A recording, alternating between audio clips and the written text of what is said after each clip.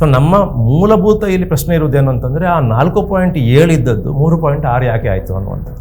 60ರ ದಶಕದಲ್ಲಿ 70ರ ದಶಕದಲ್ಲಿ ಜನಸಂಖ್ಯಾ ನೀತಿ ಏನಿದೆ, ಅಂದರೆ ಜನಸಂಖ್ಯೆಯನ್ನು ನಿಯಂತ್ರಿಸಬೇಕು ಅನ್ನುವಂಥ ನೀತಿ ಏನಿದೆ, ಅದನ್ನು ದಕ್ಷಿಣದ ರಾಜ್ಯಗಳು ಭಾಳ ಕಟ್ಟುನಿಟ್ಟಾಗಿ ಜಾರಿಗೊಳಿಸಿದವು. ಆದ ಕಾರಣ ದಕ್ಷಿಣ ರಾಜ್ಯಗಳಲ್ಲಿ ಜನಸಂಖ್ಯೆ ಕಡಿಮೆ ಆಯಿತು. ಉತ್ತರ ರಾಜ್ಯಗಳು ಅಷ್ಟು ಕಟ್ಟುನಿಟ್ಟಾಗಿ ಜನಸಂಖ್ಯಾ ಇದೇನಿದೆ ನೀತಿ ಏನಿದೆ ಇದನ್ನು ಅಳವಡಿಸಿಕೊಳ್ಳದ ಕಾರಣ ಅಲ್ಲಿ ಜನಸಂಖ್ಯೆ ಹೆಚ್ಚಾಗ್ತಾ ಹೋಯಿತು. ಈಗ ಒಂದು ವೇಳೆ ಪ್ರಾಮಾಣಿಕವಾಗಿ ಇಲ್ಲಪ್ಪ ನಾನು ಹಣಕಾಸು ಆಯೋಗದ ಶಿಫಾರಸನ್ನು ಒಪ್ಪಿಕೊಳ್ಳೋದಿಲ್ಲ, ಇಷ್ಟು ಜಾಸ್ತಿ ಮಾಡಲಿಕ್ಕೆ ಆಗೋದಿಲ್ಲ ಅಂತ ಪ್ರಾಮಾಣಿಕವಾಗಿ ಒಪ್ಪಿಕೊಂಡಿದ್ರೆ ಓಕೆ. ಇವರೇನು ಮಾಡ್ತಾರೆ, ಜನರಿಗೆ ಅಂದರೆ ಸಮಾಜಕ್ಕೆ ಫೋರ್ಸ್ ಕೊಡಲಿಕ್ಕೆ ಇಷ್ಟೊಂದು ಜಾಸ್ತಿ ರಾಜ್ಯಕ್ಕೆ ಕೊಡಲಿಕ್ಕೆ ಕೇಂದ್ರ ಸರ್ಕಾರ ಒಪ್ಪಿಕೊಂಡಿದೆ ಅಂತೇಳಿ ಬಿಟ್ಟು ಪೋಸ್ಟ್ ಕೊಡ್ತಾರೆ. ಒಳಗೊಂದೊಳಗೆ ಏನು ಮಾಡ್ತಾರೆ ಅಂತಂದರೆ ಕೆಲವೊಂದು ವಿಚಾರಗಳನ್ನು ಬದಲಿಸ್ತಾರೆ. 90 ಭಾಗ ಕೇಂದ್ರ ಕೊಡೋದು, 10 ಭಾಗ ರಾಜ್ಯ ಕೊಡೋದು, ಅಥವಾ 75% ಕೇಂದ್ರ ಕೊಡೋದು, 25% ಭಾಗ ರಾಜ್ಯ ಕೊಡೋದು ಅಂತ ಇತ್ತು. ಇವರು ಅದನ್ನು ಚೇಂಜ್ ಮಾಡಿ 60% ಕೇಂದ್ರ ಕೊಡೋದು, 40% ರಾಜ್ಯ ಕೊಡೋದು ಅಂತ ಮಾಡಿದರು. ಆಗೇನಾಯಿತು, ನೀವು ತೆರಿಗೆಯಲ್ಲಿ 10% ಜಾಸ್ತಿ ಆಯಿತು, ಆದರೆ ಸೆಂಟ್ರಲಿ ಸ್ಪಾನ್ಸರ್ಡಲ್ಲಿ ರಾಜ್ಯಗಳ ಪಾಲು ಜಾಸ್ತಿ ಆಯಿತು. ಅಲ್ಲಿಂದ ಕೊಡೋದು, ಇಲ್ಲಿಂದ ಕಿತ್ತುಕೊಡೋದು, ಇದು ಒಂದನೇದು. ಇವರೇನು ಮಾಡಿದರು, ತೆರಿಗೆ ಹೆಚ್ಚು ಮಾಡುವ ಬದಲು ಸರ್ಚಾರ್ಜ್ ಮತ್ತು ಸೆಸ್ಸನ್ನು ಹೆಚ್ಚು ಮಾಡ್ತಾ ಕೇಂದ್ರದ ವರಮಾನ ಜಾಸ್ತಿ ಆಗೋದು ಮಾಡಿ ರಾಜ್ಯಗಳಿಗೆ ಅದು ಬಾರದಾಗಿ ನೋಡಿಕೊಂಡು ಇದರ ಸಮರ್ಥಕರು, ಈಗ ಕೇಂದ್ರದ ಸಮರ್ಥಕರು ಯಾರಿದ್ದಾರೆ, ನೀವು ಯಾಕಪ್ಪ ಸೆಸ್ ಮತ್ತು ಸರ್ಚಾರ್ಜನ್ನು ಜಾಸ್ತಿ ಮಾಡಿದೆ ಅನ್ನೋದಕ್ಕೆ ಉತ್ತರ ಇಲ್ಲ. ಅವರ ಕರ್ನಾಟಕದ ಪರವಾಗಿ ನಿಲ್ಲಬೇಕಾಗಿಲ್ಲ, ನೀವು ಸತ್ಯಾಂಶಗಳ ಪರವಾಗಿ ನಿಲ್ಲಿ. ಓಕೆ, ನೀವು ಫ್ಯಾಕ್ಟ್ಸ್ಗಳ ಪರವಾಗಿ ನಿಲ್ಲಿ. ನೀವು ಫ್ಯಾಕ್ಟ್ಸ್ ಪರವಾಗಿ ನಿಂತಾಗ ನೀವು ಕರ್ನಾಟಕದ ಪರವಾಗಿ ನಿಂತಾಗೆ ಆಗುತ್ತೆ ಅಂತ ನಾನು ಹೇಳ್ತೇವೆ.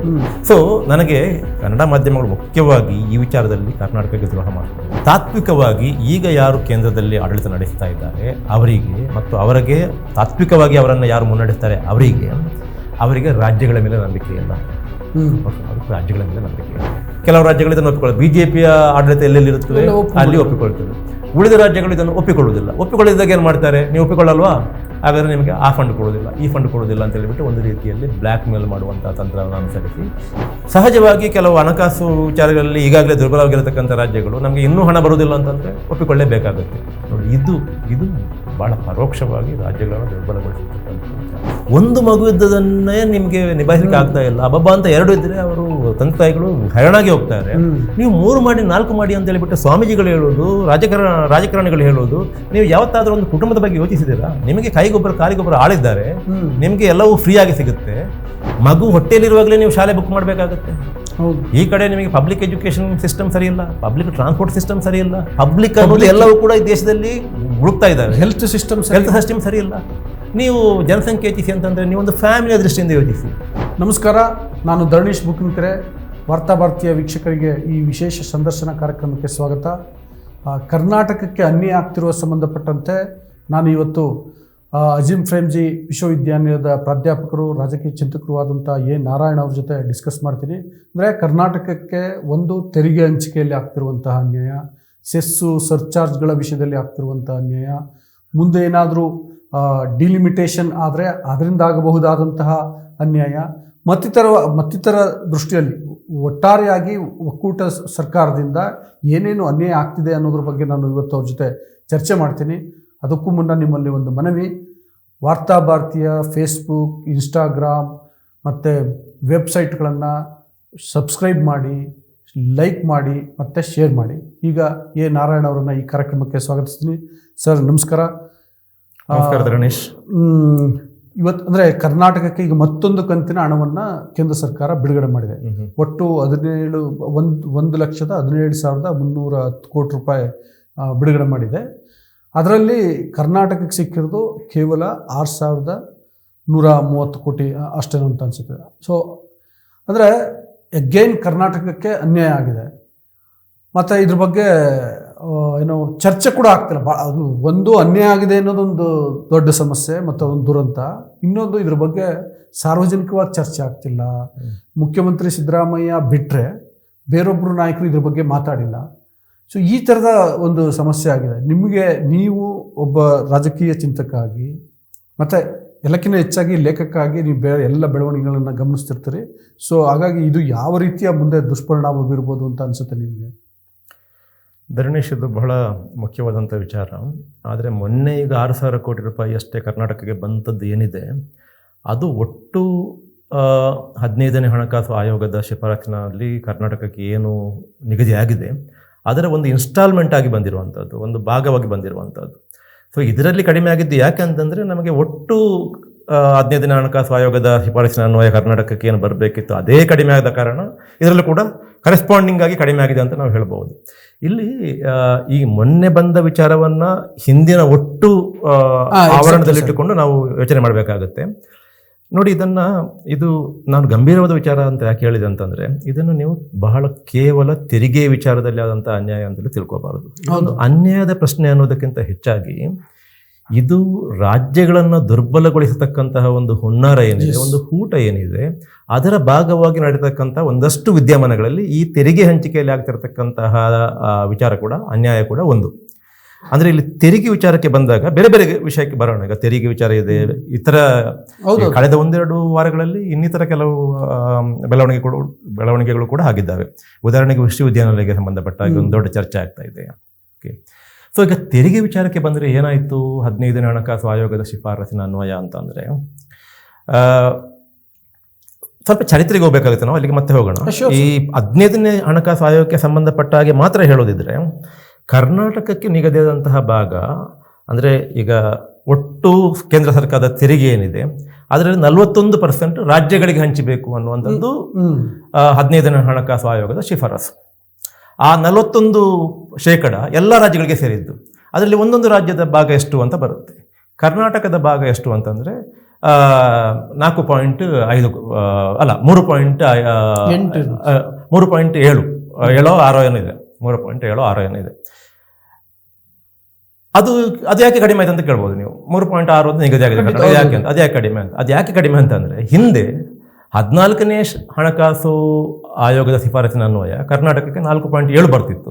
ಅದನ್ನೀಗ 3.6 ಮಾಡಿದರು. ಕಡಿಮೆ ಆಯ್ತಲ್ಲ, ಅದು ಕಡಿಮೆ ಆಯಿತು. ಅದು ಒಂದು. ಇದು ಈ 3.6 ಅನ್ವಯ ನಮಗೆ ನಿಗದಿಯಾದಂತಹ ಅಲೋಕೇಶನ್ ಏನಿದೆ ಅಥವಾ ಭಾಗ ಏನಿದೆ, ಆ ಭಾಗವನ್ನು ವರ್ಷವಾರ ಕೊಡ್ತಾ ಇದ್ದಾರೆ. ಅದರಲ್ಲಿ ಈ ವರ್ಷ ಇಷ್ಟು ಕೊಟ್ಟಿದ್ದಾರೆ. ಓಕೆ, ಸೊ ನಮ್ಮ ಮೂಲಭೂತ ಇಲ್ಲಿ ಪ್ರಶ್ನೆ ಇರುವುದೇನು ಅಂತಂದರೆ, ಆ 4.7 ಇದ್ದದ್ದು 3.6 ಯಾಕೆ ಆಯಿತು ಅನ್ನುವಂಥದ್ದು. ಆ 3.6 ಆದ ಕಾರಣ ಇಷ್ಟೆಲ್ಲ ತೊಂದರೆ ಆಗಿರುವಂಥದ್ದು. ಅದು ಒಂದು. ಓಕೆ, ಅಲ್ಲ ಸರ್, ಅಲ್ಲಿ ಒಂದು ವಿಷಯ, ಇದನ್ನು ನಿಗದಿ ಮಾಡೋದು ಕೇಂದ್ರದ ಹಣಕಾಸು ಆಯೋಗ. ಅವರು ಕೊಡುವಂತ ಸ್ಪಷ್ಟೀಕರಣ ಅಥವಾ ಸಮರ್ಥನೆ, ಸ್ಪಷ್ಟೀಕರಣ ಅನ್ನೋಕ್ಕಿಂತ ಹೆಚ್ಚಾಗಿ ಸಮರ್ಥನೆ ಏನಂತಂದ್ರೆ, ಅದು ಜನಸಂಖ್ಯೆಗೆ ಅನುಗುಣವಾಗಿ ನಾವು ಈ ರಾಜ್ಯಗಳಿಗೆ ಅನುದಾನ ಬಿಡುಗಡೆ ಎಷ್ಟು ಪ್ರಮಾಣದಲ್ಲಿ ಮಾಡಬೇಕು ಅನ್ನುವಂಥದ್ದನ್ನ ನಿರ್ಧಾರ ಮಾಡ್ತೀವಿ ಅಂತ ಹೇಳ್ತಿದ್ದಾರೆ. ಹಾಗೆ ನೋಡಿದ್ರೆ ಹೊಸದಾಗಿ ಜನಗಣತಿ ಆಗಿಲ್ಲ. ಇವರು ಯಾವ ಆಧಾರದ ಮೇಲೆ ನಿರ್ಧಾರ ಮಾಡಿದ್ರು ಅಂದ್ರೆ, ಪರ್ಸೆಂಟೇಜ್ ಕಡಿಮೆ ಮಾಡಿದ್ದನ್ನ ಯಾವ ಆಧಾರದ ಮೇಲೆ ಮಾಡಿದ್ರು ಅಲ್ಲ. ಆಗ ಅದು ಸ್ವಲ್ಪ ಇಲ್ಲಿ ಇನ್ನು ಸ್ವಲ್ಪ ಅದಕ್ಕೆ ಚರಿತ್ರೆ ಅಂತ ನಾನು ಹೇಳಿದ್ದು ಅದಕ್ಕೆ. ಓಕೆ, ಈಗ ಅವರು ನಿಗದಿ ಮಾಡುವ ಹೊತ್ತಿಗೆ 2021ರ ಜನಗಣತಿ ಹೇಗೂ ಆಗಿರ್ತಿರ್ಲಿಲ್ಲ. ಇದು 2018ರಲ್ಲಿ 17ರಲ್ಲಿ ಆಗಿದ್ದಲ್ಲೋ, ಸೊ ಹೇಗೂ ಆಗಿರಲಿಲ್ಲ. ಇದು 2011ರ ಜನಗಣತಿ ಆಧಾರದ ಮೇಲೆ ಮಾಡಿರತಕ್ಕಂಥದ್ದು. ಆದರೆ ಅಲ್ಲಿ ಸಮಸ್ಯೆ ಆಗಿದ್ದು ಏನು ಗೊತ್ತಾ, ಹಿಂದೆ ಅಂದರೆ 14ನೇ ಹಣಕಾಸು ಆಯೋಗದ ವರದಿ ಬರುವ ತನಕ ಈ ದೇಶದಲ್ಲಿ ಒಂದು ನಿರ್ಧಾರ ಆಗಿತ್ತು. ಆ ನಿರ್ಧಾರ ಆಗಿದ್ದು ಎಮರ್ಜೆನ್ಸಿ ಟೈಮಲ್ಲಿ. ಏನು ನಿರ್ಧಾರ ಅಂತಂದರೆ, ಈಗ 60ರ ದಶಕದಲ್ಲಿ 70ರ ದಶಕದಲ್ಲಿ ಜನಸಂಖ್ಯಾ ನೀತಿ ಏನಿದೆ, ಅಂದರೆ ಜನಸಂಖ್ಯೆಯನ್ನು ನಿಯಂತ್ರಿಸಬೇಕು ಅನ್ನುವಂಥ ನೀತಿ ಏನಿದೆ, ಅದನ್ನು ದಕ್ಷಿಣದ ರಾಜ್ಯಗಳು ಭಾಳ ಕಟ್ಟುನಿಟ್ಟಾಗಿ ಜಾರಿಗೊಳಿಸಿದವು. ಆದ ಕಾರಣ ದಕ್ಷಿಣ ರಾಜ್ಯಗಳಲ್ಲಿ ಜನಸಂಖ್ಯೆ ಕಡಿಮೆ ಆಯಿತು. ಉತ್ತರ ರಾಜ್ಯಗಳು ಅಷ್ಟು ಕಟ್ಟುನಿಟ್ಟಾಗಿ ಜನಸಂಖ್ಯಾ ಇದೇನಿದೆ, ನೀತಿ ಏನಿದೆ, ಇದನ್ನು ಅಳವಡಿಸಿಕೊಳ್ಳದ ಕಾರಣ ಅಲ್ಲಿ ಜನಸಂಖ್ಯೆ ಹೆಚ್ಚಾಗ್ತಾ ಹೋಯಿತು. ಸೊ ಆಗ ಒಂದು ಪ್ರಶ್ನೆ ಬಂತು, ನೀವು ಜನಸಂಖ್ಯೆ ಆಧಾರದ ಮೇಲೇ ಈ ರೀತಿ ತೆರಿಗೆ ಹಂಚಿಕೆ ಮಾಡಿದರೆ ದಕ್ಷಿಣದ ರಾಜ್ಯಗಳಿಗೆ ಅನ್ಯಾಯ ಆಗುತ್ತೆ ಅಂತ. ಅದಕ್ಕೆ ಎಮರ್ಜೆನ್ಸಿ ಟೈಮಲ್ಲಿ ಒಂದು ನಿರ್ಧಾರ ಏನಾಯಿತು ಅಂತಂದರೆ, ಸರಿಯಪ್ಪ, ಈ ರೀತಿ ಅನ್ಯಾಯ ಆಗಬಾರ್ದು. ಇನ್ನು ಏನಿದ್ರೂ ಕೂಡ 71ರ ಜನಸಂಖ್ಯೆ ಏನಿದೆ, 71ರ ಜನಗಣತಿಯಲ್ಲಿ ಜನಸಂಖ್ಯೆ ಏನಿದೆ, ಅದರ ಆಧಾರದಲ್ಲೇ ಮುಂದೆ ನಾವು ಇದನ್ನು ಹಂಚುವುದು ಅಂತ ಆಯಿತು. ಇದನ್ನು 10 ವರ್ಷಕ್ಕೆ ಅಂತ ಮಾಡಿದ್ರು, ಮತ್ತೆ 20 ವರ್ಷ 30 ವರ್ಷ, ಇದು ಹೀಗೆ ಮುಂದೆ ಆಗ್ತಾ 71ರ ಜನಗಣತಿಯ ಪ್ರಕಾರ ಈ ದೇಶದಲ್ಲಿ ಜನಸಂಖ್ಯೆ ಎಷ್ಟಿತ್ತು ಅದರ ಪ್ರಕಾರ ದಕ್ಷಿಣದ ರಾಜ್ಯಗಳಿಗೂ ಉತ್ತರದ ರಾಜ್ಯಗಳಿಗೂ ಹಂಚಿದಾಗ ಆಗ ಜನಸಂಖ್ಯಾ ನೀತಿಯನ್ನು ಹೆಚ್ಚು ಸಮರ್ಪಕವಾಗಿ ಜಾರಿಗೊಳಿಸಿದಂಥ ದಕ್ಷಿಣ ರಾಜ್ಯಗಳಿಗೆ ಅನ್ಯಾಯ ಆಗುವುದಿಲ್ಲ ಅನ್ನುವಂಥದ್ದು. ಯಾಕಂದರೆ ಆನಂತರ ದಕ್ಷಿಣ ರಾಜ್ಯಗಳ ಜನಸಂಖ್ಯೆ ಇನ್ನೂ ಕಡಿಮೆ ಆಗಿದೆ.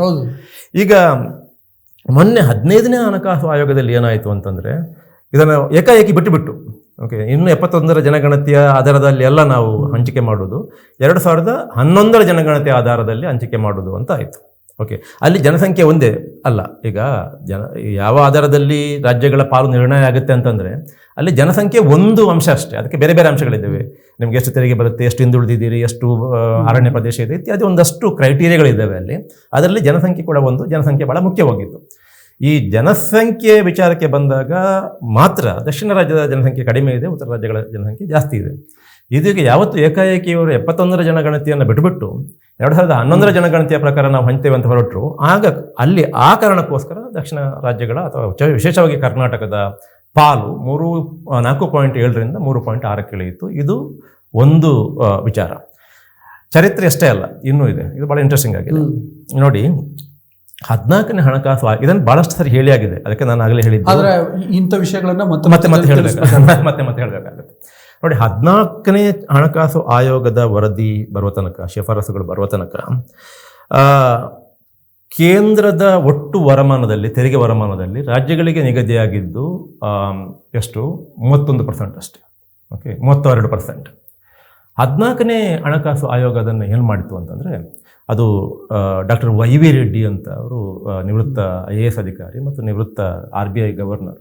ಅವರು 14ನೇ ಹಣಕಾಸು ಆಯೋಗದ ಮುಖ್ಯಸ್ಥರಾಗಿರ್ತಾರೆ. ಅವರ ನೇತೃತ್ವದಲ್ಲಿ ನೀಡಿದಂಥ ವರದಿಯಲ್ಲಿ ಇದನ್ನು 31 ಇದ್ದದನ್ನು 42%ಗೆ ಜಾಸ್ತಿ ಮಾಡಿದರು. ಅದು ಏಕಾಏಕಿ 10% ಜಂಪ್. ಅದು ಯಾಕೆ ಅಂತಂದರೆ ಅದು ಕೂಡ ಒಂದು ಚಾರಿತ್ರಿಕವಾದಂಥ ಒಂದು ಪ್ರಮಾದವನ್ನು ಸರಿಪಡಿಸುವಂಥ ಒಂದು ಪ್ರಕ್ರಿಯೆ. ಭಾಳ ಹಿಂದಿನಿಂದ ಈ 31% ರಾಜ್ಯಗಳಿಗಿತ್ತು. ರಾಜ್ಯಗಳ ಜವಾಬ್ದಾರಿ ಹೆಚ್ಚು, ರಾಜ್ಯಗಳಿಗೆ ಬರತಕ್ಕಂಥ ವರಮಾನ ಕಡಿಮೆ. ಸರಿ, ಇದಕ್ಕೆ ಒಂದು ಆ್ಯಡ್ ಮಾಡಬೇಕಾದ್ರೆ ಕರ್ನಾಟಕ ತನ್ನೆಲ್ಲ ಇದಗಳನ್ನ ನಿಭಾಯಿಸ್ಕೊಳ್ತಲ್ಲ, ಒಟ್ಟು 71ರಷ್ಟು ಸಂಪನ್ಮೂಲವನ್ನ ತಾನೇ ಕಂಡುಕೊಳ್ಳುತ್ತೆ. ಉಳಿದಿರೋದು 29% ಮಾತ್ರ ಕೇಂದ್ರದಿಂದ. ಹಿಂಗೆ GST ಅದು ಹೆಚ್ಚು ಕಡಿಮೆ ಅಲ್ಲಲ್ಲ. ನೀವು ಬೇರೆ ರಾಜ್ಯಗಳು, ಉತ್ತರದ ರಾಜ್ಯಗಳಿಂದ ಅದಕ್ಕೆ ಬರೋಣ. ಆ ಪ್ರಶ್ನೆ ಬರೋಣ. ಹೌದು, ಅದು ಉತ್ತರದಲ್ಲಿ ಏನಾಗುತ್ತೆ, ದಕ್ಷಿಣಕ್ಕೆ ಏನಾಗುತ್ತೆ ಅಂತ ಬರೋಣ. ಈಗ ಏಕಾಏಕಿ ಜಾಸ್ತಿ ಆಯ್ತಲ್ಲ, 10% ಜಾಸ್ತಿ ಆಯಿತು. ಅಷ್ಟೊತ್ತಿಗೆ 2014ರಲ್ಲಿ ಈ 14ನೇ ಹಣಕಾಸು ಆಯೋಗದ ಅರ್ಧ ಭಾಗ ಹಿಂದೆ UPA ಸರ್ಕಾರದ ಅವಧಿಯಲ್ಲಿರುತ್ತೆ, ಉಳಿದ ಅರ್ಧ ಭಾಗ NDA ಸರ್ಕಾರದ ಅಂದರೆ ಮೋದಿಯವರ ಅಧಿಕಾರಕ್ಕೆ ಬಂದ ನಂತರ, ಅವರ ಅಧಿಕಾರಕ್ಕೆ ಬಂದ ನಂತರದ ಭಾಗ ಇರುತ್ತೆ. ಯಾವತ್ತು ಈ ಏಕಾಏಕಿ 10% ಜಾಸ್ತಿ ಮಾಡಿದರು 14ನೇ ಹಣಕಾಸು ಆಯೋಗದವರು, ಆಗ ಒಂದು ಸಂಶಯ ಬಂತು ಜನರಿಗೆ, ಇವರು ಹೊಸ ಸರ್ಕಾರ ಇದನ್ನು ಜಾರಿಗೊಳಿಸುತ್ತಾ ಇಲ್ವಾ ಅಂತ. ಓಕೆ, ಇವರು ಎಲ್ಲರೂ ಕೂಡ ಸ್ವಲ್ಪ ದಂಗಾಗುವ ಹಾಗೆ, ಎಲ್ಲರಿಗೂ ಸ್ವಲ್ಪ ಆಶ್ಚರ್ಯಪಡುವ ಹಾಗೆ ಅದನ್ನು ಜಾರಿಗೊಳಿಸಿಬಿಟ್ರು. 10% ಜಾಸ್ತಿ ಆದದನ್ನು ಜಾರಿಗೊಳಿಸಿಬಿಟ್ರು.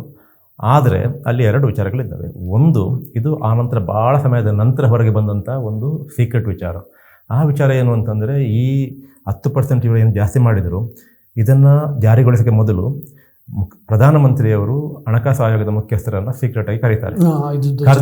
ಕರೆದು ಬಿಟ್ಟು ಇದನ್ನು ಸ್ವಲ್ಪ ಕಡಿಮೆ ಮಾಡಲಿಕ್ಕಾಗುತ್ತಾ ಕೇಳ್ತಾರೆ. ನಮಗೆ ಅವರು ಒಪ್ಪುವುದಿಲ್ಲ, ಇದು ಸಾಧ್ಯ ಇಲ್ಲ, ನಾನು ಸಾಂವಿಧಾನಿಕವಾಗಿ ನೇಮಕಗೊಂಡವ, ರಾಷ್ಟ್ರಪತಿಗಳಿಂದ ನೇಮಕಗೊಂಡವ, ನೀವು ಹೇಳಿದಾಗೆ ಮಾಡೋದಿಲ್ಲ, ಅದಕ್ಕೆ ಕಾರಣಗಳಿದ್ದಾವೆ, ಇದನ್ನು ಹೆಚ್ಚು ಮಾಡಲಿಕ್ಕೆ ಕಾರಣಗಳಿದ್ದಾವೆ, ನಾನು ಮಾಡೋದಿಲ್ಲ ಅಂತ ಹೇಳ್ತಾರೆ. ಆ ಯೋಜನೆ ಅವ್ರದ್ದು ಕೈ ತಪ್ಪಿ ಹೋಯ್ತಾ ಅಂದರೆ ಅದನ್ನು ಮಾಡಲಿಕ್ಕೆ ಆಗಿಲ್ವ ಅವರಿಗೆ, ಅವರನ್ನು ಸೀಕ್ರೆಟಾಗಿ ಕರೆದು ಮಾಡುವಂಥ ವಿಚಾರ ಆಗಿಲ್ವ. ಅದಕ್ಕೇನು ಮಾಡಿದರು, ಈಗ ಒಂದು ವೇಳೆ ಪ್ರಾಮಾಣಿಕವಾಗಿ ಇಲ್ಲಪ್ಪ, ನಾನು ಹಣಕಾಸು ಆಯೋಗದ ಶಿಫಾರಸನ್ನು ಒಪ್ಪಿಕೊಳ್ಳೋದಿಲ್ಲ, ಇಷ್ಟು ಜಾಸ್ತಿ ಮಾಡಲಿಕ್ಕೆ ಆಗೋದಿಲ್ಲ ಅಂತ ಪ್ರಾಮಾಣಿಕವಾಗಿ ಒಪ್ಪಿಕೊಂಡಿದ್ರೆ ಓಕೆ. ಇವರೇನು ಮಾಡ್ತಾರೆ, ಜನರಿಗೆ ಅಂದರೆ ಸಮಾಜಕ್ಕೆ ಫೋರ್ಸ್ ಕೊಡಲಿಕ್ಕೆ, ಇಷ್ಟೊಂದು ಜಾಸ್ತಿ ರಾಜ್ಯಕ್ಕೆ ಕೊಡಲಿಕ್ಕೆ ಕೇಂದ್ರ ಸರ್ಕಾರ ಒಪ್ಪಿಕೊಂಡಿದೆ ಅಂತೇಳಿ ಬಿಟ್ಟು ಪೋಸ್ಟ್ ಕೊಡ್ತಾರೆ. ಒಳಗೊಂದೊಳಗೆ ಏನು ಮಾಡ್ತಾರೆ ಅಂತಂದರೆ ಕೆಲವೊಂದು ವಿಚಾರಗಳನ್ನು ಬದಲಿಸ್ತಾರೆ. ಏನು ಬದಲಿಸ್ತಾರೆ ಅಂತಂದರೆ, ಅದರಲ್ಲಿ ನೀವಾಗ ಹೇಳಿದ ಒಂದು ವಿಚಾರನ ಬರುತ್ತೆ, ಯಾವುದು ಸೆಸ್ ಮತ್ತು ಸರ್ಚಾರ್ಜ್ ವಿಚಾರನ ಬರುತ್ತೆ. ಒಂದು, ಈ ಕೇಂದ್ರದಿಂದ ರಾಜ್ಯಗಳಿಗೆ ಬರತಕ್ಕಂತಹ ಹಣಕಾಸಿನ ಹರಿವು ಏನಿದೆ ಅದು 3-4 ವಿಚಾರಗಳಲ್ಲಿ ಆಗುತ್ತೆ. ಒಂದು ತೆರಿಗೆ ಮೂಲಕ ಆಗುತ್ತೆ, ಮತ್ತೊಂದು ಗ್ರ್ಯಾಂಟ್ ಮೂಲಕ ಆಗುತ್ತೆ, ಮತ್ತೊಂದು ಸೆಂಟ್ರಲಿ ಸ್ಪಾನ್ಸರ್ಡ್ ಸ್ಕೀಮ್ಸ್ ಅಂತ ಸೆಂಟ್ರಲ್ ಸ್ಪಾನ್ಸರ್ಡ್ ಸ್ಕೀಮ್ಸ್ ಮೂಲಕ ಆಗುತ್ತೆ. ಇವರು ಇಲ್ಲಿ 32ರಿಂದ 42% ಜಾಸ್ತಿ ಆಗಲಿಕ್ಕೆ ಒಪ್ಪಿಕೊಂಡ್ರ, ಅದನ್ನು ನೋಡಿ ಎಷ್ಟು ಧಾರಾಳಿಯಾಗಿ ಪ್ರಧಾನಿ ಒಪ್ಪಿಕೊಂಡಿದ್ದಾರೆ ಅಂತ ಎಲ್ಲರೂ ಹೇಳುವತ್ತಿಗೆ ಆ ಕಡೆ ಸೆಂಟ್ರಲಿ ಸ್ಪಾನ್ಸರ್ಡ್ ಸ್ಕೀಮ್ಸ್ ಇದೆಲ್ಲ, ಮೊದಲಲ್ಲಿ 90 ಭಾಗ ಕೇಂದ್ರ ಕೊಡೋದು, 10 ಭಾಗ ರಾಜ್ಯ ಕೊಡೋದು, ಅಥವಾ 75% ಕೇಂದ್ರ ಕೊಡೋದು, 25% ಭಾಗ ರಾಜ್ಯ ಕೊಡೋದು ಅಂತ ಇತ್ತು. ಇವರು ಅದನ್ನು ಚೇಂಜ್ ಮಾಡಿ 60% ಕೇಂದ್ರ ಕೊಡೋದು, 40% ರಾಜ್ಯ ಕೊಡೋದು ಅಂತ ಮಾಡಿದರು. ಆಗೇನಾಯಿತು, ನೀವು ತೆರಿಗೆಯಲ್ಲಿ 10% ಜಾಸ್ತಿ ಆಯಿತು, ಆದರೆ ಸೆಂಟ್ರಲಿ ಸ್ಪಾನ್ಸರ್ಡಲ್ಲಿ ರಾಜ್ಯಗಳ ಪಾಲು ಜಾಸ್ತಿ ಆಯಿತು. ಅಲ್ಲಿಂದ ಕೊಡೋದು, ಇಲ್ಲಿಂದ ಕಿತ್ತುಕೊಳ್ಳೋದು. ಇದು ಒಂದನೇದು. ಎರಡನೇದು, ಆನಂತರದ ಇನ್ನೊಂದು ಬೆಳವಣಿಗೆ ಏನು ಅಂತಂದರೆ, ಸರಿಯಪ್ಪ, ಇದು ಒಂದು ಏನು ಶಿಫಾರಸನ್ನು ಒಪ್ಪಿಕೊಂಡ ವಿಚಾರ.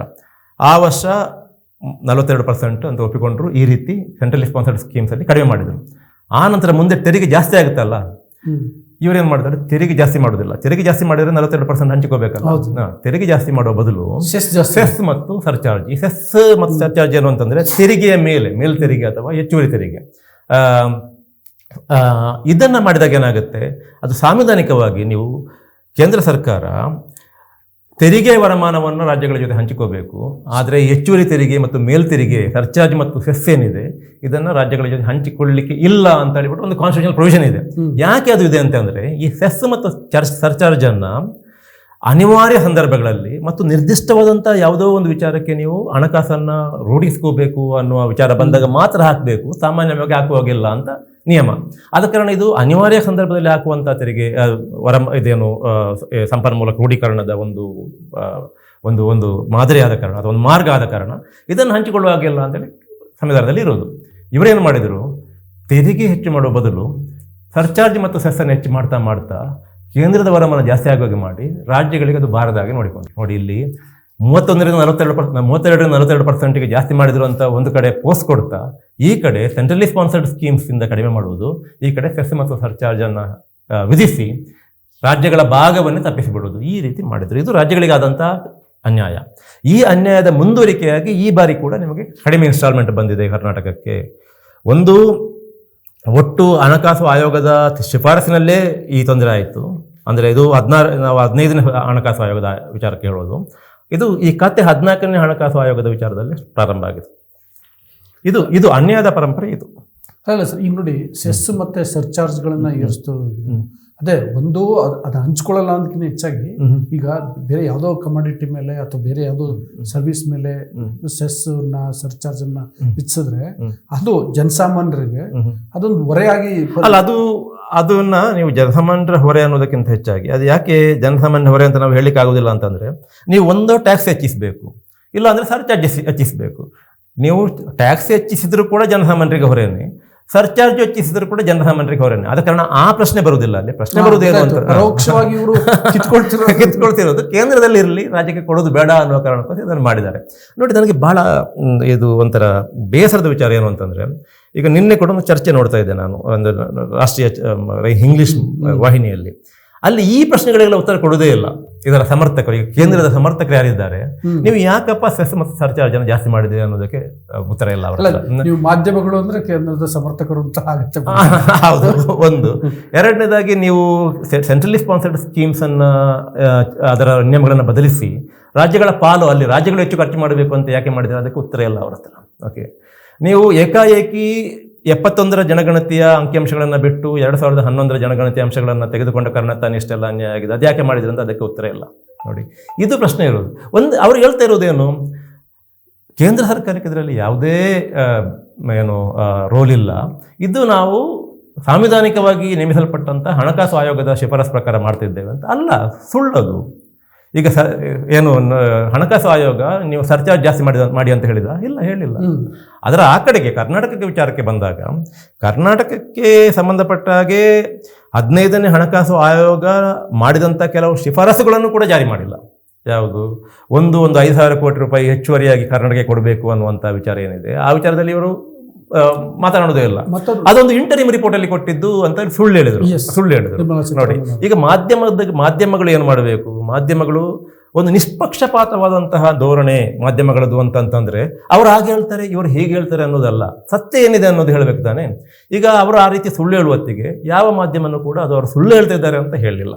ಓಕೆ, ಈ ನಾನಾಗಲೇ ಹೇಳಿದಂಥ ಈ 3 ವಿಚಾರಗಳೇನಿದೆ, ಈ 3 ವಿಚಾರಗಳ ವಿಚಾರವಾಗಿ, ಈ 3 ಅಂಶಗಳ ವಿಚಾರವಾಗಿ ಮಾಧ್ಯಮಗಳು ಮಾತಾಡ್ತಾ ಇಲ್ಲ.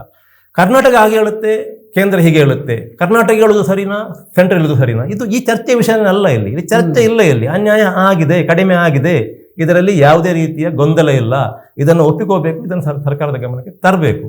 ಈಗೇನಾಗಿದೆ, 16ನೇ ಹಣಕಾಸು ಆಯೋಗದ ಮುಂದೆ ರಾಜ್ಯಗಳೆಲ್ಲ ತಮ್ಮ ಅಹವಾಲುಗಳನ್ನು ಮಂಡಿಸಿದ್ದಾವೆ.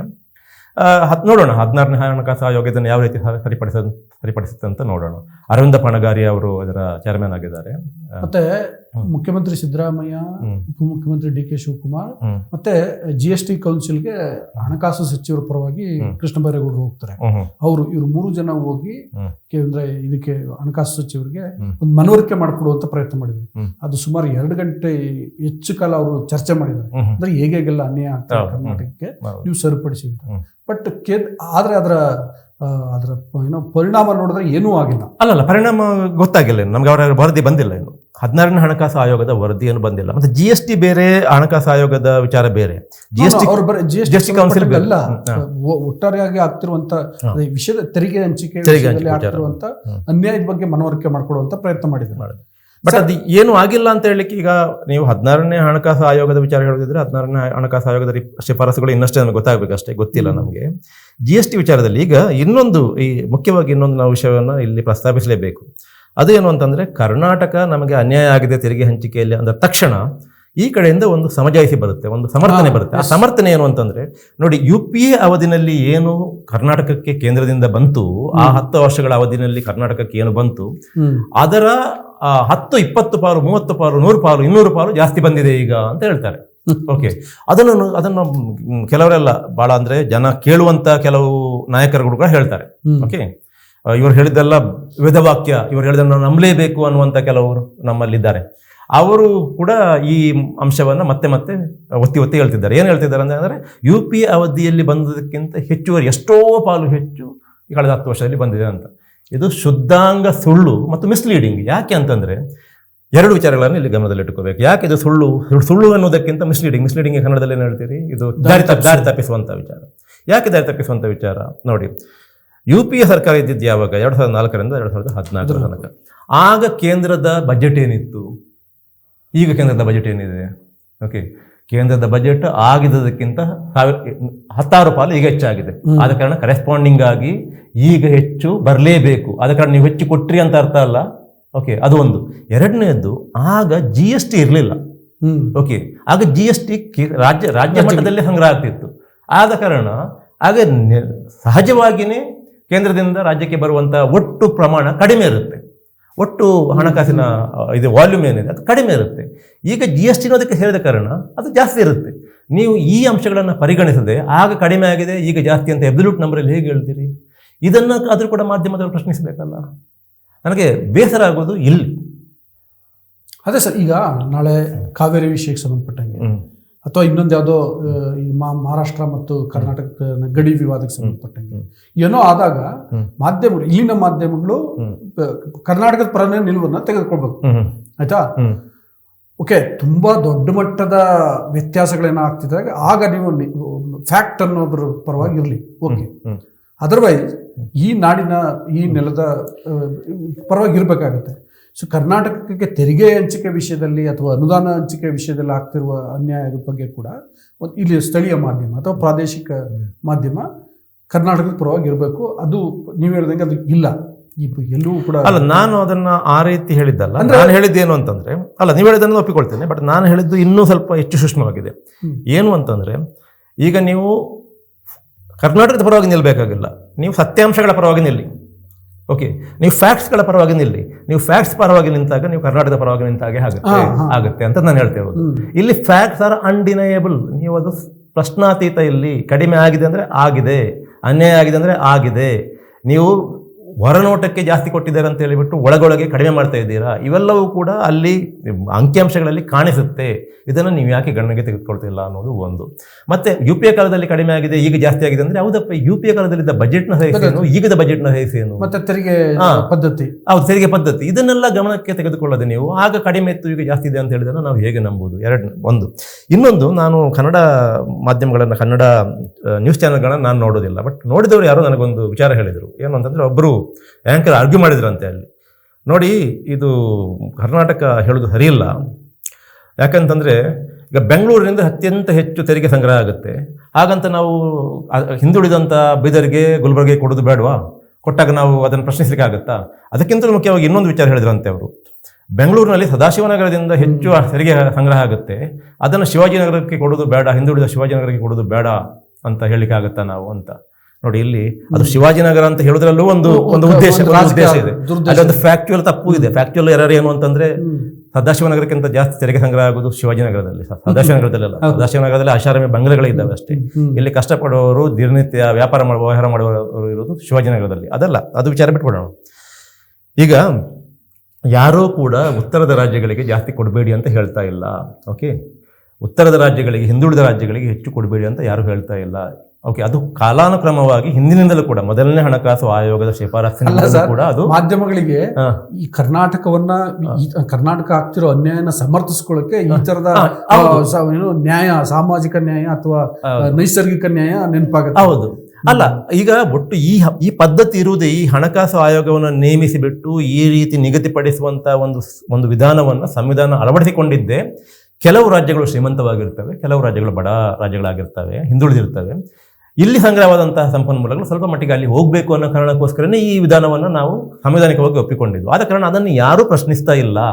ಪ್ರಶ್ನಿಸ್ತಾ ಇರುವುದು ಏನು ಅಂತಂದ್ರೆ, ಕಳೆದ ವರ್ಷ ನನಗೆ ಸಿಕ್ಕಿದ್ದಕ್ಕಿಂತ ಈ ವರ್ಷ ಕಡಿಮೆ ಆಗಾಯ್ತಪ್ಪ ಅಂತ ನಾನು ಕೇಳ್ತೀನಿ. ಅವರಿಗೆ ಜಾಸ್ತಿ ಕೊಡ್ಬೇಡಿ ಅಂತ ಕೇಳ್ತಾ ಇಲ್ಲ ನಾನು. ಎಲ್ಲವೂ ಜಾಸ್ತಿ ಆಗಿರ್ಬೇಕು. ನಾನು ಕೊಟ್ಟ ನನ್ನ ಕಾಂಟ್ರಿಬ್ಯೂಷನ್, ಈ ರಾಜ್ಯದ ಕಾಂಟ್ರಿಬ್ಯೂಷನ್ ಜಾಸ್ತಿ ಆಗಿದೆ, ಒಟ್ಟು ದೇಶದ ವರಮಾನ ಜಾಸ್ತಿ ಆಗಿದೆ. ಆದರೂ ಕೂಡ ನಾನು ಹೋದ ವರ್ಷಕ್ಕಿಂತ ನನಗೆ ಕಡಿಮೆ ಯಾಕೆ ಕೊಡ್ತೇನೆ ನೀನು ಅಂತ ಕೇಳ್ತಿರೋದು. ಹೋದ ಹಣಕಾಸು ಆಯೋಗ ನೀಡಿದ್ದಕ್ಕಿಂತ ಈ ಹಣಕಾಸು ಆಯೋಗ ನನಗೆ ಕಡಿಮೆ ಯಾಕೆ ಕೊಡ್ತೇನೆ ಅಂತ ನಾನು ಕೇಳ್ತಿರೋದು. ಅವರಿಗೆ ಕೊಡಬೇಡಿ ಅಂತ ಯಾರೂ ಹೇಳಿಲ್ಲ. ಇದು ಒಂದು. ಎರಡನೇದು, ಈ ನಮ್ಮ ಹಿಂದಿನ ತಮಿಳುನಾಡಿನ ವಿತ್ತ ಸಚಿವ ಪಳನಿವೇಲ್ ತ್ಯಾಗರಾಜನ್, PTR ಅಂತಾರೆ, ಅವರು ಇನ್ನೊಂದು ಬಹಳ ಮುಖ್ಯವಾದಂಥ ವಿಚಾರವನ್ನು ನಮ್ಮ ಗಮನಕ್ಕೆ ತರ್ತಾರೆ. ನೋಡಿ, ಇದನ್ನು ಬಿಟ್ಬಿಡೋಣ. ಅಲ್ಲಿಗೆ ಜಾಸ್ತಿ ಕೊಡುವುದು, ಇಲ್ಲಿ ಕಡಿಮೆ ಆಗಿದೆ ಅನ್ನೋದ ವಿಚಾರ ಬಿಟ್ಬಿಡೋಣ. ಓಕೆ, ಇನ್ನೊಂದು ವಿಚಾರ ಇದೆ. ಮೊದಲನೇ ಹಣಕಾಸು ಆಯೋಗದಿಂದ ಪ್ರಾರಂಭಿಸಿ 15ನೇ ಹಣಕಾಸು ಆಯೋಗದ ಶಿಫಾರಸಿನ ಅನ್ವಯ ಕೂಡ ನೀವು ಉತ್ತರದ ರಾಜ್ಯಗಳಿಗೆ ಹೆಚ್ಚು ಹಣವನ್ನು ಕೊಡ್ತಾನೇ ಬಂದಿದ್ದೀರಾ. ಓಕೆ, ನೀವು ಹಣಕಾಸು ಆಯೋಗ ಯಾವತ್ತಿಂದ 1950ರಿಂದ ಸಂವಿಧಾನ ಜಾರಿಗೆ ಬಂದ ನಂತರ ಪ್ರಾರಂಭ ಆಯಿತು ಅಂತ ತಿಳ್ಕೊಳ್ಳಿ. ಈ ವಿಧಾನ, ಈ ಹಂಚಿಕೆ ವಿಧಾನ ಆಗ ಪ್ರಾರಂಭ ಆಯಿತು. 1950ರಲ್ಲಿ ಉತ್ತರ ಪ್ರದೇಶದ ಆರ್ಥಿಕ ಪರಿಸ್ಥಿತಿ, ಕರ್ನಾಟಕದ ಆರ್ಥಿಕ ಪರಿಸ್ಥಿತಿ ಒಂದೇ ಇತ್ತು. ಬಿಹಾರದ ಆರ್ಥಿಕ ಪರಿಸ್ಥಿತಿ, ಕೇರಳದ ಆರ್ಥಿಕ ಪರಿಸ್ಥಿತಿ ಒಂದೇ ಇತ್ತು. ಇಡೀ ದೇಶದ ಆರ್ಥಿಕ ಪರಿಸ್ಥಿತಿ ಇತ್ತು. ಆ ನಂತರ ದಕ್ಷಿಣದ ರಾಜ್ಯಗಳು ಬೆಳೀತಾ ಬಂದಾಗಿ ಇಲ್ಲಿಂದ ಹೆಚ್ಚುವರಿ ತೆರಿಗೆ ಅಲ್ಲಿ ಹೋಯಿತು. ಓಕೆ, ಅವ್ರು ಯಾಕೆ ಬೆಳೆಯಲಿಲ್ಲ, ಇವರು ಮಾತ್ರ ಯಾಕೆ ಬೆಳೆದ್ರು? ಈಗ ಚಾರಿತ್ರಿಕವಾಗಿ ನೀವು ಹಿಂದೆನೇ ಬೆಳೆದಿದ್ದೀರಪ್ಪ, ನಾವು ಚಾರಿತ್ರಿಕವಾಗಿ ಹಿಂದುಳಿದಿದ್ದೇವೆ ಅನ್ನೋದಕ್ಕೆ ಯಾವುದೇ ಆಧಾರ ಇಲ್ಲ.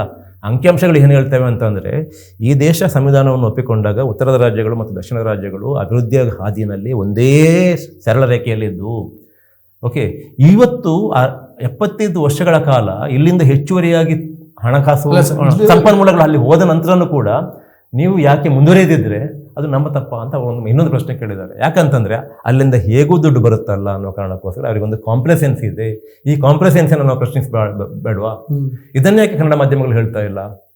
ಓಕೆ, ಸೊ ನನಗೆ ಕನ್ನಡ ಮಾಧ್ಯಮಗಳು ಮುಖ್ಯವಾಗಿ ಈ ವಿಚಾರದಲ್ಲಿ ಕರ್ನಾಟಕಕ್ಕೆ ದ್ರೋಹ ಮಾಡ್ತಿದ್ದೇವೆ. ಕನ್ನಡ ಮಾಧ್ಯಮಗಳು ನಾನು ಎಲ್ಲರನ್ನು ಹೇಳ್ತೇವೆ, ವಾರ್ತಾಪತ್ರಿಕೆಯನ್ನು ಸೇರಿಸಿ ಹೇಳ್ತಾ ಇರ್ತಲ್ಲ, ಅಥವಾ ಕೆಲವು ವೃತ್ತಪತ್ರಿಕೆ ಅಲ್ಲ, ನಾನು ಕೆಲವು ನ್ಯೂಸ್ ಚಾನೆಲ್ಸ್ಗಳನ್ನು ಗಮನದಲ್ಲಿಟ್ಟುಕೊಂಡು ಹೇಳ್ತಾ ಇರುವಂಥದ್ದು. ನಿರಂತರವಾಗಿ ಈ ವಿಚಾರ ನಾನು ಇಷ್ಟು ಹೊತ್ತು ಹೇಳಿದಲ್ಲ, ಯಾವ ರೀತಿಯಲ್ಲಿ ಅನ್ಯಾಯ ಆಗಿದೆ ಅಂತ ನಾನು ಹೇಳ್ತಾ ಇರೋದಲ್ಲ.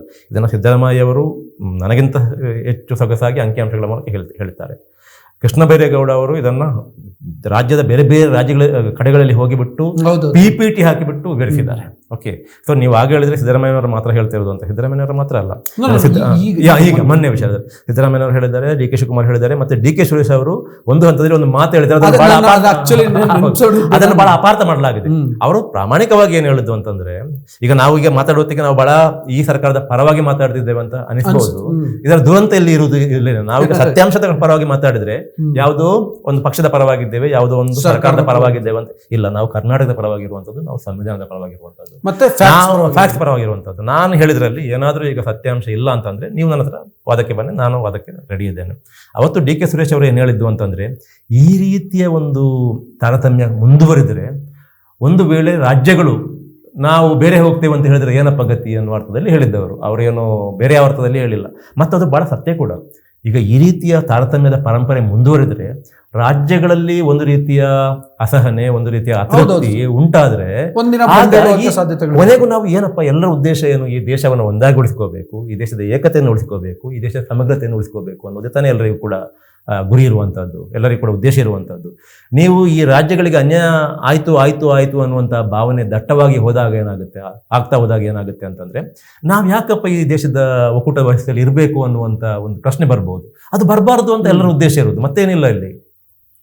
ಅದೇ ಸರ್, ಈಗ ಅವರ ಈ ಕೇಂದ್ರ ಸರ್ಕಾರದ ನಡೆ ಹೇಗಿದೆ ಅಂತಂದ್ರೆ, ಚಿನ್ನದ ಮೊಟ್ಟೆ ಇಡುವಂತ ಕೋಳಿಯನ್ನ ಅದೇ ಅರ್ಜೆಂಟ್ ಕೂದ್ ಬಿಡೋದು ಅನ್ನೋ ರೀತಿ. ಅದನ್ನ ಯಾಕೆ ಮಾಡ್ತಾರೆ ಅನ್ನೋಂಥ ಪ್ರಶ್ನೆ ಇದೆ. ಅದನ್ನ ಯಾಕೆ, ಅದನ್ನೇ ನಾನು ಮೊದಲೇ ಪ್ರಾರಂಭದಲ್ಲಿ ನಾನು ಹೇಳಿದೆ ಇದು ನೋಡಿ, ಇದು ಕೇವಲ ತೆರಿಗೆ ಹಂಚಿಕೆಯ ತಾರತಮ್ಯದ ವಿಚಾರ ಅಥವಾ ಹಣಕಾಸು ವಿಚಾರದಲ್ಲಿ ಆಗಿರತಕ್ಕಂಥ ಅನ್ಯಾಯದ ವಿಚಾರ ಅಷ್ಟೇ ಅಲ್ಲ. ಇದರ ಹಿಂದೆ ಒಂದು ದೊಡ್ಡದಾದಂಥ ಉದ್ದೇಶ ಇದೆ. ಆ ಉದ್ದೇಶ ಏನು ಅಂತಂದ್ರೆ, ತಾತ್ವಿಕವಾಗಿ ಈಗ ಯಾರು ಕೇಂದ್ರದಲ್ಲಿ ಆಡಳಿತ ನಡೆಸ್ತಾ ಇದ್ದಾರೆ ಅವರಿಗೆ ಮತ್ತು ಅವರಿಗೆ ತಾತ್ವಿಕವಾಗಿ ಅವರನ್ನು ಯಾರು ಮುನ್ನಡೆಸ್ತಾರೆ ಅವರಿಗೆ ರಾಜ್ಯಗಳ ಮೇಲೆ ನಂಬಿಕೆ ಇಲ್ಲ. ಓಕೆ, ಅವರಿಗೆ ರಾಜ್ಯಗಳ ಮೇಲೆ ನಂಬಿಕೆ ಇಲ್ಲ. ಅಧಿಕಾರ ಕೇಂದ್ರೀಕರಣ ಅಂದ್ರೆ ಇದೊಂದು ಒಕ್ಕೂಟ ವ್ಯವಸ್ಥೆ ಆಗಿರಬಾರ್ದು, ಇದೊಂದು ಕೇಂದ್ರೀಕೃತ ವ್ಯವಸ್ಥೆ, ಯೂನಿಟರಿ ಆಗಿರಬೇಕು ಅಂತ ಇದೆ ಅವರಿಗೆ. ಆದರೆ ಸಂವಿಧಾನದ ಮೊದಲನೇ ಆರ್ಟಿಕಲ್ ಏನು ಹೇಳುತ್ತೆ ಅಂತಂದ್ರೆ, India that is Bharat shall be A union of States ಅಂತ. ಅಲ್ಲಿ ನೋಡಿ, ಶಾಲ್ ಬಿ ಯಾವತ್ತಿಗೂ ಕೂಡ ಇದು ಹೀಗೆ ಇರುತ್ತೆ ಅಂತ ಇದೆ. ಓಕೆ, ಅದು ಫೆಡರಲಿಸಮ್ ಅನ್ನೋದಿದೆ ಅಲ್ಲ, ಫೆಡರಲಿಸಮ್ ಅನ್ನೋ ತತ್ವ ಆ 1ನೇ ಆರ್ಟಿಕಲ್ ಅಲ್ಲಿ ಬಹಳ ಸೊಗಸಾಗಿ ಬಹಳ ಸ್ಪಷ್ಟವಾಗಿ ಹೇಳಲಾಗಿದೆ. ಈಗ ಸುಪ್ರೀಂ ಕೋರ್ಟ್ ಏನು ಹೇಳಿದೆ, ಫೆಡರಲಿಸಮ್ ಅನ್ನೋದು ಈ ದೇಶದ ಸಂವಿಧಾನದ ಮೂಲ ಸ್ವರೂಪಗಳಲ್ಲಿ ಒಂದು, ಬೇಸಿಕ್ ಸ್ಟ್ರಕ್ಚರಲ್ಲಿ ಒಂದು, ಇದನ್ನು ಬದಲಿಸುವಂತೆ ಇಲ್ಲ ಅಂತ ಹೇಳಿದೆ. ಆದ ಕಾರಣ ನೀವು ಅದನ್ನು ಬದಲಿಸುವ ಹಾಗಿಲ್ಲ. ಯಾರು ಈಗ ಅವರಿಗೆ ಎಷ್ಟೇ ಮೆಜಾರಿಟಿ ಇರಲಿ, ನೀವು ಸಾಂವಿಧಾನಿಕವಾಗಿ ಅದನ್ನು ಬದಲಿಸುವ ಹಾಗಿಲ್ಲ. ಆದರೆ ಫೆಡರಲಿಸಮ್ ಅನ್ನೋದನ್ನು ಹೆಸರಲ್ಲಿ ಉಳಿಸಿಕೊಂಡು, ಒಕ್ಕೂಟ ವ್ಯವಸ್ಥೆ ಅನ್ನೋದನ್ನು ಹೆಸರಲ್ಲಿ ಉಳಿಸಿಕೊಂಡು ರಾಜ್ಯಗಳನ್ನು ನಿರಂತರವಾಗಿ ದುರ್ಬಲಗೊಳಿಸುವಂಥ ಒಂದು ಪ್ರಯತ್ನ ನಡೆಸ್ತಾ ಇರಬೇಕು. ಅದನ್ನು ಮಾಡ್ತಾ ಇದ್ದಾರೆ ಅವರು. ಓಕೆ, ಆದ ಕಾರಣನೇ ಮೊದಲಿಗೆ ನೀವು ಹಣಕಾಸಲ್ಲಿ ನೀವು ರಾಜ್ಯಗಳ ಸರ್ಕಾರಗಳನ್ನು ದುರ್ಬಲಗೊಳಿಸಿಬಿಟ್ರೆ ರಾಜ್ಯಗಳು ದುರ್ಬಲ ಆಗುತ್ತವೆ. ಓಕೆ, ಆ ನಂತರ ಈಗ ನೋಡಿ, ಈಗ ಹೊಸದಾಗಿ ಮತ್ತೊಂದು ವಿಚಾರ ಬಂದಿರುವಂಥದ್ದು ವಿಶ್ವವಿದ್ಯಾನಿಲಯಗಳದ್ದು. ಒಂದು ಭೌತಿಕವಾಗಿ, ಒಂದು ಇಂಟೆಲೆಕ್ಚುಯಲ್ ಆಗಿ, ಮತ್ತೊಂದು ಮೆಟೀರಿಯಲಿಸ್ಟಿಕ್ ಆಗಿ. ಭೌತಿಕವಾಗಿ ನೀವು ಹಣಕಾಸು ವಿಚಾರದಲ್ಲಿ ಮತ್ತು ನೀವು ಬುದ್ಧಿಶಕ್ತಿ ಅಂದರೆ ವೈಚಾರಿಕ ವಿಚಾರದಲ್ಲಿ ನೀವು ಒಮ್ಮೆ ರಾಜ್ಯಗಳನ್ನು ದುರ್ಬಲಗೊಳಿಸಿಬಿಟ್ರೆ, ಓಕೆ, ಅವು ದುರ್ಬಲ ಆದಂಗೆ. ಈಗ ಹಣಕಾಸು ವಿಚಾರದಲ್ಲಿ ದುರ್ಬಲಗೊಳಿಸುವಂಥ ಒಂದು ಕೆಲಸ ಈ ರೀತಿಯಲ್ಲಿ ಆಗ್ತಾ ಇದೆ. ವೈಚಾರಿಕವಾಗಿ, ಬೌದ್ಧಿಕವಾಗಿ ದುರ್ಬಲಗೊಳಿಸುವ ನಿಟ್ಟಿನಲ್ಲಿ ನನಗನ್ನಿಸುತ್ತೆ ಈಗ ವಿಶ್ವವಿದ್ಯಾನಿಲಯಗಳಿಗೆ ಸಂಬಂಧಪಟ್ಟ ಹಾಗೆ ರಾಜ್ಯಗಳಿಗಿಂತ ಹೆಚ್ಚು ಕೇಂದ್ರನೇ ಎಲ್ಲವನ್ನು ಕೂಡ ನಿಭಾಯಿಸುವಂಥ ಒಂದು ರೀತಿಯ ವ್ಯವಸ್ಥೆ ಬರ್ತಾ ಇದೆ. ವಿಸಿಗಳ ನೇಮಕದಲ್ಲಿ ಇಷ್ಟು ತನಕ ಹೇಗಿತ್ತು, ಒಬ್ಬ UGC ನಾಮಿನಿ, ಒಬ್ಬ ರಾಜ್ಯ ಸರ್ಕಾರದ ನಾಮಿನಿ, ಒಬ್ಬ ಗವರ್ನರ್ ನಾಮಿನಿ, ಈಗ ಯಾವುದೋ ಒಂದು ರೀತಿಯಲ್ಲಿ ಕೇಂದ್ರ, ರಾಜ್ಯ, UGC ಎಲ್ಲ ಸೇರಿಬಿಟ್ಟು ಒಂದು ಸರ್ಚ್ ಕಮಿಟಿಯನ್ನು ನೇಮಕ ಮಾಡಿ, ಆ ಸರ್ಚ್ ಕಮಿಟಿಯವರು ಇಂಥವರು ಎಲಿಜಿಬಲ್ ಇದ್ದಾರೆ ಅಂತ ಹೇಳಿಬಿಟ್ಟು ಒಂದು 3 ಜನರ ಪಟ್ಟಿ ಕೊಡ್ತಾರೆ. ಅದು ಗವರ್ನರ್ ಆಫೀಸಿಗೆ ಹೋಗುತ್ತೆ. ಗವರ್ನರಲ್ಲಿ ಒಬ್ಬರನ್ನು ಆಯ್ಕೆ ಮಾಡ್ತಾರೆ. ಓಕೆ, ಇದು ಈಗಿದ್ದು. ಈಗ ಏನು ಮಾಡಿದ್ದಾರೆ ನೋಡಿ, ಈಗ ಇರತಕ್ಕಂಥ ವ್ಯವಸ್ಥೆಯಲ್ಲಿ ಕೂಡ ಗವರ್ನರಿಗೆ ಅಂತಿಮ ಅಧಿಕಾರ ಇರೋದು. ಅದನ್ನು ಇನ್ನೂ ದುರ್ಬಲಗೊಳಿಸಿ ರಾಜ್ಯ ಸರ್ಕಾರದ ನಾಮಿನಿಯ ಸರ್ಚ್ ಕಮಿಟಿನಲ್ಲಿ ಇರಲೇಬಾರ್ದು ಅಂತ ಹೇಳಿಬಿಟ್ಟು ಹೊಸದಾಗಿ ಒಂದು ರೀತಿಯ ತಿದ್ದುಪಡಿ ತಂದಿದ್ದಾರೆ. ಈಗ ನಿನ್ನೆ ನಮ್ಮ ಶಿಕ್ಷಣ ಸಚಿವರು ಪತ್ರ ಬರೆದಿದ್ದಾರೆ ಕೇಂದ್ರದ ಶಿಕ್ಷಣ ಸಚಿವರಿಗೆ, ಇದು ಯಾಕಪ್ಪ ಈಗ ಮಾಡಿದ್ರಿ, ನಮ್ಮನ್ನು ಕನ್ಸಲ್ಟೇಷನ್ ಮಾಡಿದೆ ಅಂತ. ಕನ್ಸಲ್ಟೇಷನ್ ಮಾಡಬೇಕಿತ್ತಲ್ಲ ರಾಜ್ಯಗಳನ್ನು. ಈಗ ಏನಾಗುತ್ತೆ, ಕೆಲವು ರಾಜ್ಯಗಳು ಇದನ್ನು ಒಪ್ಪಿಕೊಳ್ಳೋದು, ಬಿಜೆಪಿಯ ಆಡಳಿತ ಎಲ್ಲೆಲ್ಲಿ ಇರುತ್ತವೆ ಅಲ್ಲಿ ಒಪ್ಪಿಕೊಳ್ತವೆ. ಉಳಿದ ರಾಜ್ಯಗಳು ಇದನ್ನು ಒಪ್ಪಿಕೊಳ್ಳುವುದಿಲ್ಲ. ಒಪ್ಪಿಕೊಳ್ಳಿದಾಗ ಏನು ಮಾಡ್ತಾರೆ, ನೀವು ಒಪ್ಪಿಕೊಳ್ಳಲ್ವಾ, ಹಾಗಾದರೆ ನಿಮಗೆ ಆ ಫಂಡ್ ಕೊಡೋದಿಲ್ಲ, ಈ ಫಂಡ್ ಕೊಡೋದಿಲ್ಲ ಅಂತ ಹೇಳಿಬಿಟ್ಟು ಒಂದು ರೀತಿಯಲ್ಲಿ ಬ್ಲ್ಯಾಕ್ ಮೇಲ್ ಮಾಡುವಂಥ ತಂತ್ರವನ್ನು ಅನುಸರಿಸಿ ಸಹಜವಾಗಿ ಕೆಲವು ಹಣಕಾಸು ವಿಚಾರಗಳಲ್ಲಿ ಈಗಾಗಲೇ ದುರ್ಬಲವಾಗಿರತಕ್ಕಂಥ ರಾಜ್ಯಗಳು ನಮಗೆ ಇನ್ನೂ ಹಣ ಬರುವುದಿಲ್ಲ ಅಂತಂದರೆ ಒಪ್ಪಿಕೊಳ್ಳೇಬೇಕಾಗುತ್ತೆ. ನೋಡಿ, ಇದು ಭಾಳ ಪರೋಕ್ಷವಾಗಿ ರಾಜ್ಯಗಳನ್ನು ದುರ್ಬಲಗೊಳಿಸತಕ್ಕಂಥ ವಿಚಾರ.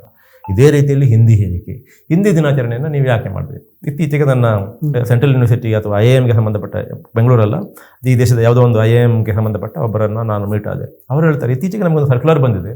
ಆ ಸರ್ಕ್ಯುಲರ್ ಪ್ರಕಾರ ನಾವು ನಮ್ಮ ವಿಶ್ವವಿದ್ಯಾಲಯಗಳಲ್ಲಿ, ನಮ್ಮ ಸಂಸ್ಥೆಯಲ್ಲಿ ನಾವು ಏನೇ ಕಮ್ಯುನಿಕೇಷನ್ ಅಥವಾ ಏನೇ ಮಾಹಿತಿ ಒದಗಿಸಿದ್ರು ಕೂಡ ಅದನ್ನು ಇಂಗ್ಲೀಷ್ ಮತ್ತು ಹಿಂದಿಯಲ್ಲಿ ಕಡ್ಡಾಯವಾಗಿ ಕೊಡಲೇಬೇಕು ಅಂತ ನಮಗೊಂದು ಮಾಹಿತಿ ಬಂದಿದೆ. ಯಾಕಪ್ಪ ಇದು? ಹಿಂದಿ ಕೆಲವು ರಾಜ್ಯಗಳ ಭಾಷೆ ಅಷ್ಟೇ, ಹೌದು, ಕನ್ನಡದಷ್ಟೇ ಹಿಂದಿ, ಅದು ಅಧಿಕೃತ ಭಾಷೆ ಬರುತ್ತೋ, ಅದು ರಾಷ್ಟ್ರೀಯ ಭಾಷೆ ಅಲ್ಲ. ಆದರೂ ಕೂಡ ನೀವು ರಾಷ್ಟ್ರೀಯ ಭಾಷಾ ದಿವಸ ಅಂತ ಹೇಳ್ಬಿಟ್ಟು ಹಿಂದಿ ದಿನಾಚರಣೆ ಯಾಕೆ ಮಾಡ್ತೀರಾ? ಇವೆಲ್ಲವೂ ಕೂಡ ನೀವು ರಾಜ್ಯಗಳನ್ನು ದುರ್ಬಲಗೊಳಿಸುವಂಥದ್ದು ಮತ್ತು ಈ ದೇಶದಲ್ಲಿ ಒಂದು ಭಾಷೆ, ಒಂದು ಸರ್ಕಾರ, ಒಂದು ಪಕ್ಷ, ಒಂದು ದೇವರು, ಒಂದು ಧರ್ಮ, ಒಂದು ಒಂದು ಆಹಾರ, ಹೀಗಿರಬೇಕು. ಈ ಲಾರ್ಜರ್ ಸ್ಕೀಮ್ ಏನಿದೆ, ಈ ಲಾರ್ಜರ್ ಸ್ಕೀಮ್ನ ಉದ್ದೇಶನೇ ರಾಜ್ಯಗಳನ್ನು ದುರ್ಬಲಗೊಳಿಸುವಂಥದ್ದು.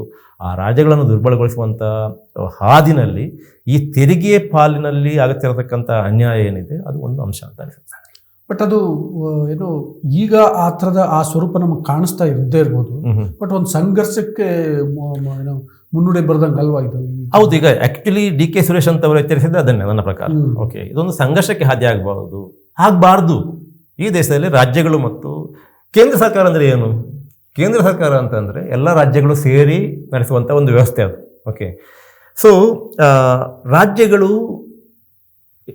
ವಾಸ್ತವ, ರಾಜ್ಯಗಳು ಇದ್ದಾವೆ ಅಲ್ಲಿ. ಕೇಂದ್ರ ಅಂದರೆ ಏನು ಅಂತ ಒಂದು ಕಲ್ಪನೆ ಅದು. ಓಕೆ, ಆದರೆ ಇದೊಂದು ದೊಡ್ಡ ದೇಶ, ಒಂದು ಬೃಹತ್ ದೇಶ. ಈಗ ನೀವೊಂದು ಪ್ರಶ್ನೆ ಕೇಳ್ಬೋದು, ಇಷ್ಟೆಲ್ಲ ಗೊತ್ತಿದ್ದಂಥ ಸಂವಿಧಾನ ನಿರ್ಮಾತೃಗಳು ಸಂವಿಧಾನ ಬರೆಯುವತ್ತಿಗೆ ಕೇಂದ್ರಕ್ಕೆ ಹೆಚ್ಚು ಅಧಿಕಾರ, ಹೆಚ್ಚು ಹಣಕಾಸು ಹರಿವು ಎಲ್ಲ ಯಾಕೆ ಸೃಷ್ಟಿ ಮಾಡಿದರು ಅಂತ. ಅದು ಯಾಕೆ ಮಾಡಿದರು ಅಂದರೆ ಎರಡು ಕಾರಣಗಳಿಗೋಸ್ಕರ. ಆ್ಯಕ್ಚುಲಿ ಸಂವಿಧಾನ ಬರೀಲಿಕ್ಕೆ ಪ್ರಾರಂಭಿಸುವ ಹಂತಕ್ಕೆ ಅಥವಾ ಸಂವಿಧಾನ ಬರವಣಿಗೆಗೆ ಬೇಕಾದಂಥ ತಯಾರಿ ನಡೆಸ್ತಿರ್ತಕ್ಕಂಥ ಹಂತದಲ್ಲಿ ರಾಜ್ಯಗಳು ಹೆಚ್ಚು ಪ್ರಬಲವಾಗಿರಬೇಕು. ಅಧಿಕಾರ ವಿಕೇಂದ್ರೀಕರಣಕ್ಕೆ ಸಂಬಂಧಪಟ್ಟ ಬಹಳ ದೊಡ್ಡ ಚರ್ಚೆ ಆಗಿದೆ ಮತ್ತು ರಾಜ್ಯಗಳ ಅಧಿಕಾರ ಹೆಚ್ಚಿರಬೇಕು ಅನ್ನುವಂಥ ಒಂದು ಇರಾದನೆ ಇತ್ತು. ಆದರೆ ಎರಡು ವಿಚಾರಗಳಿಗೋಸ್ಕರ ಇದನ್ನು ಸ್ವಲ್ಪ ಬದಲಿಸಲಾಯಿತು. ಯಾಕೆ ಅಂತಂದರೆ, ಒಂದು, ಸಂವಿಧಾನ ಬರೆದಂಥ ಪರಿಸ್ಥಿತಿ ಹೇಗಿತ್ತು ಗೊತ್ತಾ? ಹೊರಗೆ ಪಾರ್ಟಿಷನ್ ಆಗಿ ದೇಶದ ವಿಭಜನೆ ಅಂತ ಹೇಳೋದಕ್ಕಿಂತ ಅಲ್ಲಿ ಪಾಕಿಸ್ತಾನದ ಸೃಷ್ಟಿ ಆಯಿತು. ಇಂಡಿಯಾ ಮತ್ತು ಪಾಕಿಸ್ತಾನವನ್ನು ಬೇರೆ ಬೇರೆಯಾಗಿ ಎರಡು ರಾಷ್ಟ್ರಗಳಾಗಿ ಬ್ರಿಟಿಷರು ಸೃಷ್ಟಿಸಿಕೊಂಡು ಹೋದ ಕಾರಣ ಆದಂತಹ ಗಲಭೆಗಳೇನಿದ್ದಾವೆ, ಆ ಗಲಭೆಗಳು ಹೊರಗೆ ನಡೀತಿರುವ ಹೊತ್ತಿಗೆ ಒಳಗೆ ಕುಳಿತುಕೊಂಡು ಸಂವಿಧಾನ ಬರೆಯಲ್ಪಡ್ತಿತ್ತು. ಓಕೆ, ಸಂವಿಧಾನ ಒಳಗೆ ಕುಳಿತು ಬರೀತಿದ್ರು. ಆದರೆ ಹೊರಗಡೆ ಇಂಥ ಒಂದು ದೊಡ್ಡ ಅಶಾಂತಿ ಇತ್ತು, ದೊಂಬಿ ಇತ್ತು, ಗಲಭೆ ಇತ್ತು, ಹಿಂಸೆ ನಡೀತಾ ಇತ್ತು. ಇದರ ಹಿನ್ನೆಲೆಯಲ್ಲಿ ಸಂವಿಧಾನ ಬರೆದವರು ಏನು ತಿಳ್ಕೊಂಡ್ರು ಅಂತಂದರೆ, ಈ ದೇಶ ಒಮ್ಮೆ ಈಗ ಎರಡಾಯಿತು, ಒಂದಾಗಿ ಸೃಷ್ಟಿ ಆಗಬೇಕಂತ ದೇಶ ಎರಡಾಗಿ ಸೃಷ್ಟಿ ಆಯಿತು. ಇನ್ನೂ ನಾವು ಸ್ವಲ್ಪ ಗಟ್ಟಿಯಾಗಿ ನಿಂತುಕೊಳ್ಳದೆ ಹೋದರೆ ಈ ದೇಶ ಇನ್ನೂ ಕೂಡ ಒಡೆದು ಹೋಗುವಂಥ ಸಾಧ್ಯತೆ ಇದೆ. ಅದನ್ನು ಆಗದಾಗಿ ನೋಡಿಕೊಳ್ಬೇಕಾದ್ರೆ ಯಾರಾದರೂ ಒಬ್ಬರು ಇಡೀ ದೇಶವನ್ನು ಗಟ್ಟಿಯಾಗಿ ಇಟ್ಕೋಬೇಕು. ಯಾರು ಇಟ್ಕೋಬೇಕು ಅಂದರೆ ಒಂದು ಕೇಂದ್ರ ಸರ್ಕಾರ ಇಟ್ಕೋಬೇಕು. ಆದ ಕಾರಣ ಕೇಂದ್ರ ಸರ್ಕಾರಕ್ಕೆ ಹೆಚ್ಚು ಹಣಕಾಸು, ಕೇಂದ್ರ ಸರ್ಕಾರಕ್ಕೆ ಹೆಚ್ಚು ಅಧಿಕಾರ, ರಾಜಕೀಯ ಅಧಿಕಾರ, ಆಡಳಿತಾತ್ಮಕ ಅಧಿಕಾರ, ಜೊತೆಗೆ ಸೇನೆ ಮತ್ತಿತರ ಅದು ಹೇಗೋ ಅವ್ರಿಗೆ ಕೊಡಬೇಕಾಗುತ್ತೆ. ಓಕೆ, ಸೊ ಇದು ಒಂದು. ಎರಡನೇದೇನು ಅಂತಂದರೆ, ಆಗ ಹೇಳಿದಾಗೆ ಇಲ್ಲಿ ಒಂದು ಈಕ್ವಿಟಿ ವಿಚಾರ ಇದೆ. ಒಂದು ಇಷ್ಟು ದೊಡ್ಡ ದೇಶದಲ್ಲಿ ಕೆಲವೊಂದು ಪ್ರದೇಶಗಳು ಹೆಚ್ಚು ಮುಂದುವರಿಯುವುದು, ಕೆಲವೊಂದು ಪ್ರದೇಶಗಳು ಕಡಿಮೆ ಮುಂದುವರಿಯುವಂಥ ಆಗುವಂಥ ಸಾಧ್ಯತೆ ಇದೆ. ಹಾಗೆ ಆದಾಗ ಹೆಚ್ಚು ಮುಂದುವರಿದ ಪ್ರದೇಶಗಳಿಂದ ಕಡಿಮೆ ಅಥವಾ ಹಿಂದುಳಿದ ಪ್ರದೇಶಗಳಿಗೆ ಹಣಕಾಸಿನ ಹರಿವು ಆಗಬೇಕು ಅನ್ನೋ ಕಾರಣಕ್ಕೋಸ್ಕರ ಈ ಎರಡು ಸದುದ್ದೇಶದಿಂದ ಸಂವಿಧಾನ ನಿರ್ಮಾತೃಗಳು ಇದನ್ನು ಮಾಡಿರುವಂಥದ್ದು. ಇದು ಒಂದು ಎಲ್ಲ ಕಾಲಕ್ಕೂ ಹೀಗೆ ಉಳ್ಕೊಳ್ಬೇಕಾದಂಥ ವ್ಯವಸ್ಥೆ ಅಲ್ಲ. ಇದರಲ್ಲಿ ಬದಲಾವಣೆ ಆಗಬೇಕು. ಇದರಲ್ಲಿ ಹೇಗೆ ಬದಲಾವಣೆ ಆಗಬೇಕು ಅಂತಂದರೆ, ಎರಡು ರೀತಿಯ ಬದಲಾವಣೆಗಳಾಗಬೇಕು. ಒಂದು, ಸಂವಿಧಾನ ಬರೆಯೋ ಹೊತ್ತಿಗೆ ಕೇಂದ್ರಕ್ಕೆ ಹೆಚ್ಚಿನ ಅಧಿಕಾರ, ಹೆಚ್ಚಿನ ಹಣಕಾಸು ಅಂತ ಇತ್ತು. ಈಗ ಪರಿಸ್ಥಿತಿ ಬದಲಾಗಿದೆ. ಈಗ ಅವರು ಯಾವ ರೀತಿಯ ದುಸ್ವಪ್ನ ಕಂಡ್ರು ಅಂದರೆ, ಈ ದೇಶ ಹರಿದು ಹಂಚಿ ಹೋಗ್ಬಿಡ್ಬೋದು, ಇಂಡಿಯಾ ಪಾಕಿಸ್ತಾನ ಬೇರೆ ಬೇರೆ ರಾಷ್ಟ್ರಗಳಾಗಿ ನಿರ್ಮಾಣ ಆದಾಗೆ ಇಲ್ಲಿ ಯಾವುದೋ ಒಂದು ರಾಜ್ಯ ಈ ದೇಶದ ಒಕ್ಕೂಟ ವ್ಯವಸ್ಥೆಯಿಂದ ಹೊರಗೆ ಹೋಗ್ಬೋದು ಅನ್ನುವಂಥ ಅವರ ಭೀತಿ ಏನಿತ್ತು, ಆ ಭೀತಿ 75 ವರ್ಷಗಳಲ್ಲಿ ಸುಳ್ಳಾಗಿದೆ. ಅಲ್ಲಿ ಇಲ್ಲಿ ನಿಮಗೆ ಕೆಲವು ಸಮಸ್ಯೆಗಳು ಕಾಣ್ಬೋದೇ ಹೊರತು ಎಲ್ಲರೂ ಕೂಡ ಈ ದೇಶದ ಒಕ್ಕೂಟ ವ್ಯವಸ್ಥೆಯನ್ನು ಒಪ್ಪಿಕೊಂಡಿದ್ದಾರೆ, ಈ ದೇಶದ ಸಮಗ್ರತೆಯನ್ನು ಒಪ್ಪಿಕೊಂಡಿದ್ದಾರೆ. ಯಾವ ರಾಜ್ಯ ಕೂಡ ಈಗ ನಾನು ಬೇರೆಯೇ ಬೆಕ್ಕಿನ ಬಿಡಾರ ನಾನು ಬೇರೆ ಹೋಗ್ತೇನೆ ಅಂತ ಯಾವ ರಾಜ್ಯನೂ ಹೇಳ್ತಾ ಇಲ್ಲ. ಆದ ಕಾರಣ ಅವತ್ತು ಅವರಿಗೆ ಯಾವ ಆತಂಕ ಇತ್ತು ಆ ಆತಂಕ ಇವತ್ತಿಲ್ಲ. ಆದ ಕಾರಣ ಇವತ್ತು ಕೇಂದ್ರ ಸ್ವಲ್ಪ ದುರ್ಬಲ ಆಗಿ ರಾಜ್ಯಗಳು ಹೆಚ್ಚು ಸ್ವಾಯತ್ತ, ಹೆಚ್ಚು ಪ್ರಬಲ ಆಗುವಂಥ ಒಂದು ಸ್ಥಿತಿ ನಿರ್ಮಾಣ ಆಗಬೇಕಿತ್ತು. ಆದರೆ ಈಗ ಆಗ್ತಿರುವಂಥದ್ದು ಬೇರೆ. ಇದು ದುರಂತ. ಎರಡನೇದು, ಅವತ್ತು ಅವರು ಯಾವುದೋ ಒಂದು ದೃಷ್ಟಿಕೋನ ಇಟ್ಟುಕೊಂಡು ಹೆಚ್ಚು ಮುಂದುವರಿದ ರಾಜ್ಯಗಳಿಂದ ಹಿಂದುಳಿದ ರಾಜ್ಯಗಳಿಗೆ ಹಣಕಾಸಿನ ಹರಿವು ಆಗಬೇಕು ಅನ್ನೋ ಕಾರಣಕ್ಕೋಸ್ಕರ ಈ ರೀತಿಯ ಒಂದು ವ್ಯವಸ್ಥೆ ತಂದರು. 75 ವರ್ಷಗಳಲ್ಲಿ ಪರಿಸ್ಥಿತಿ ಬದಲಾಗಿಬಿಟ್ಟು ಕೇಂದ್ರಕ್ಕಿಂತ ಹೆಚ್ಚಾಗಿ ರಾಜ್ಯಗಳೇ ತಮ್ಮ ಸಂಪನ್ಮೂಲಗಳನ್ನು ಸಂಗ್ರಹಿಸಿ ತಮ್ಮ ಬಳಿ ಇಟ್ಟುಕೊಂಡು ಕೇಂದ್ರಕ್ಕೆ ಬೇಕಾದಂತಹ ಹಣ ರಾಜ್ಯಗಳಿಂದ ಹೋಗುವಂಥ ಒಂದು ವ್ಯವಸ್ಥೆ ಆಗಬೇಕಿತ್ತು. ಎಷ್ಟೋ ದೇಶಗಳಲ್ಲಿ ಇದೆ ಇದು.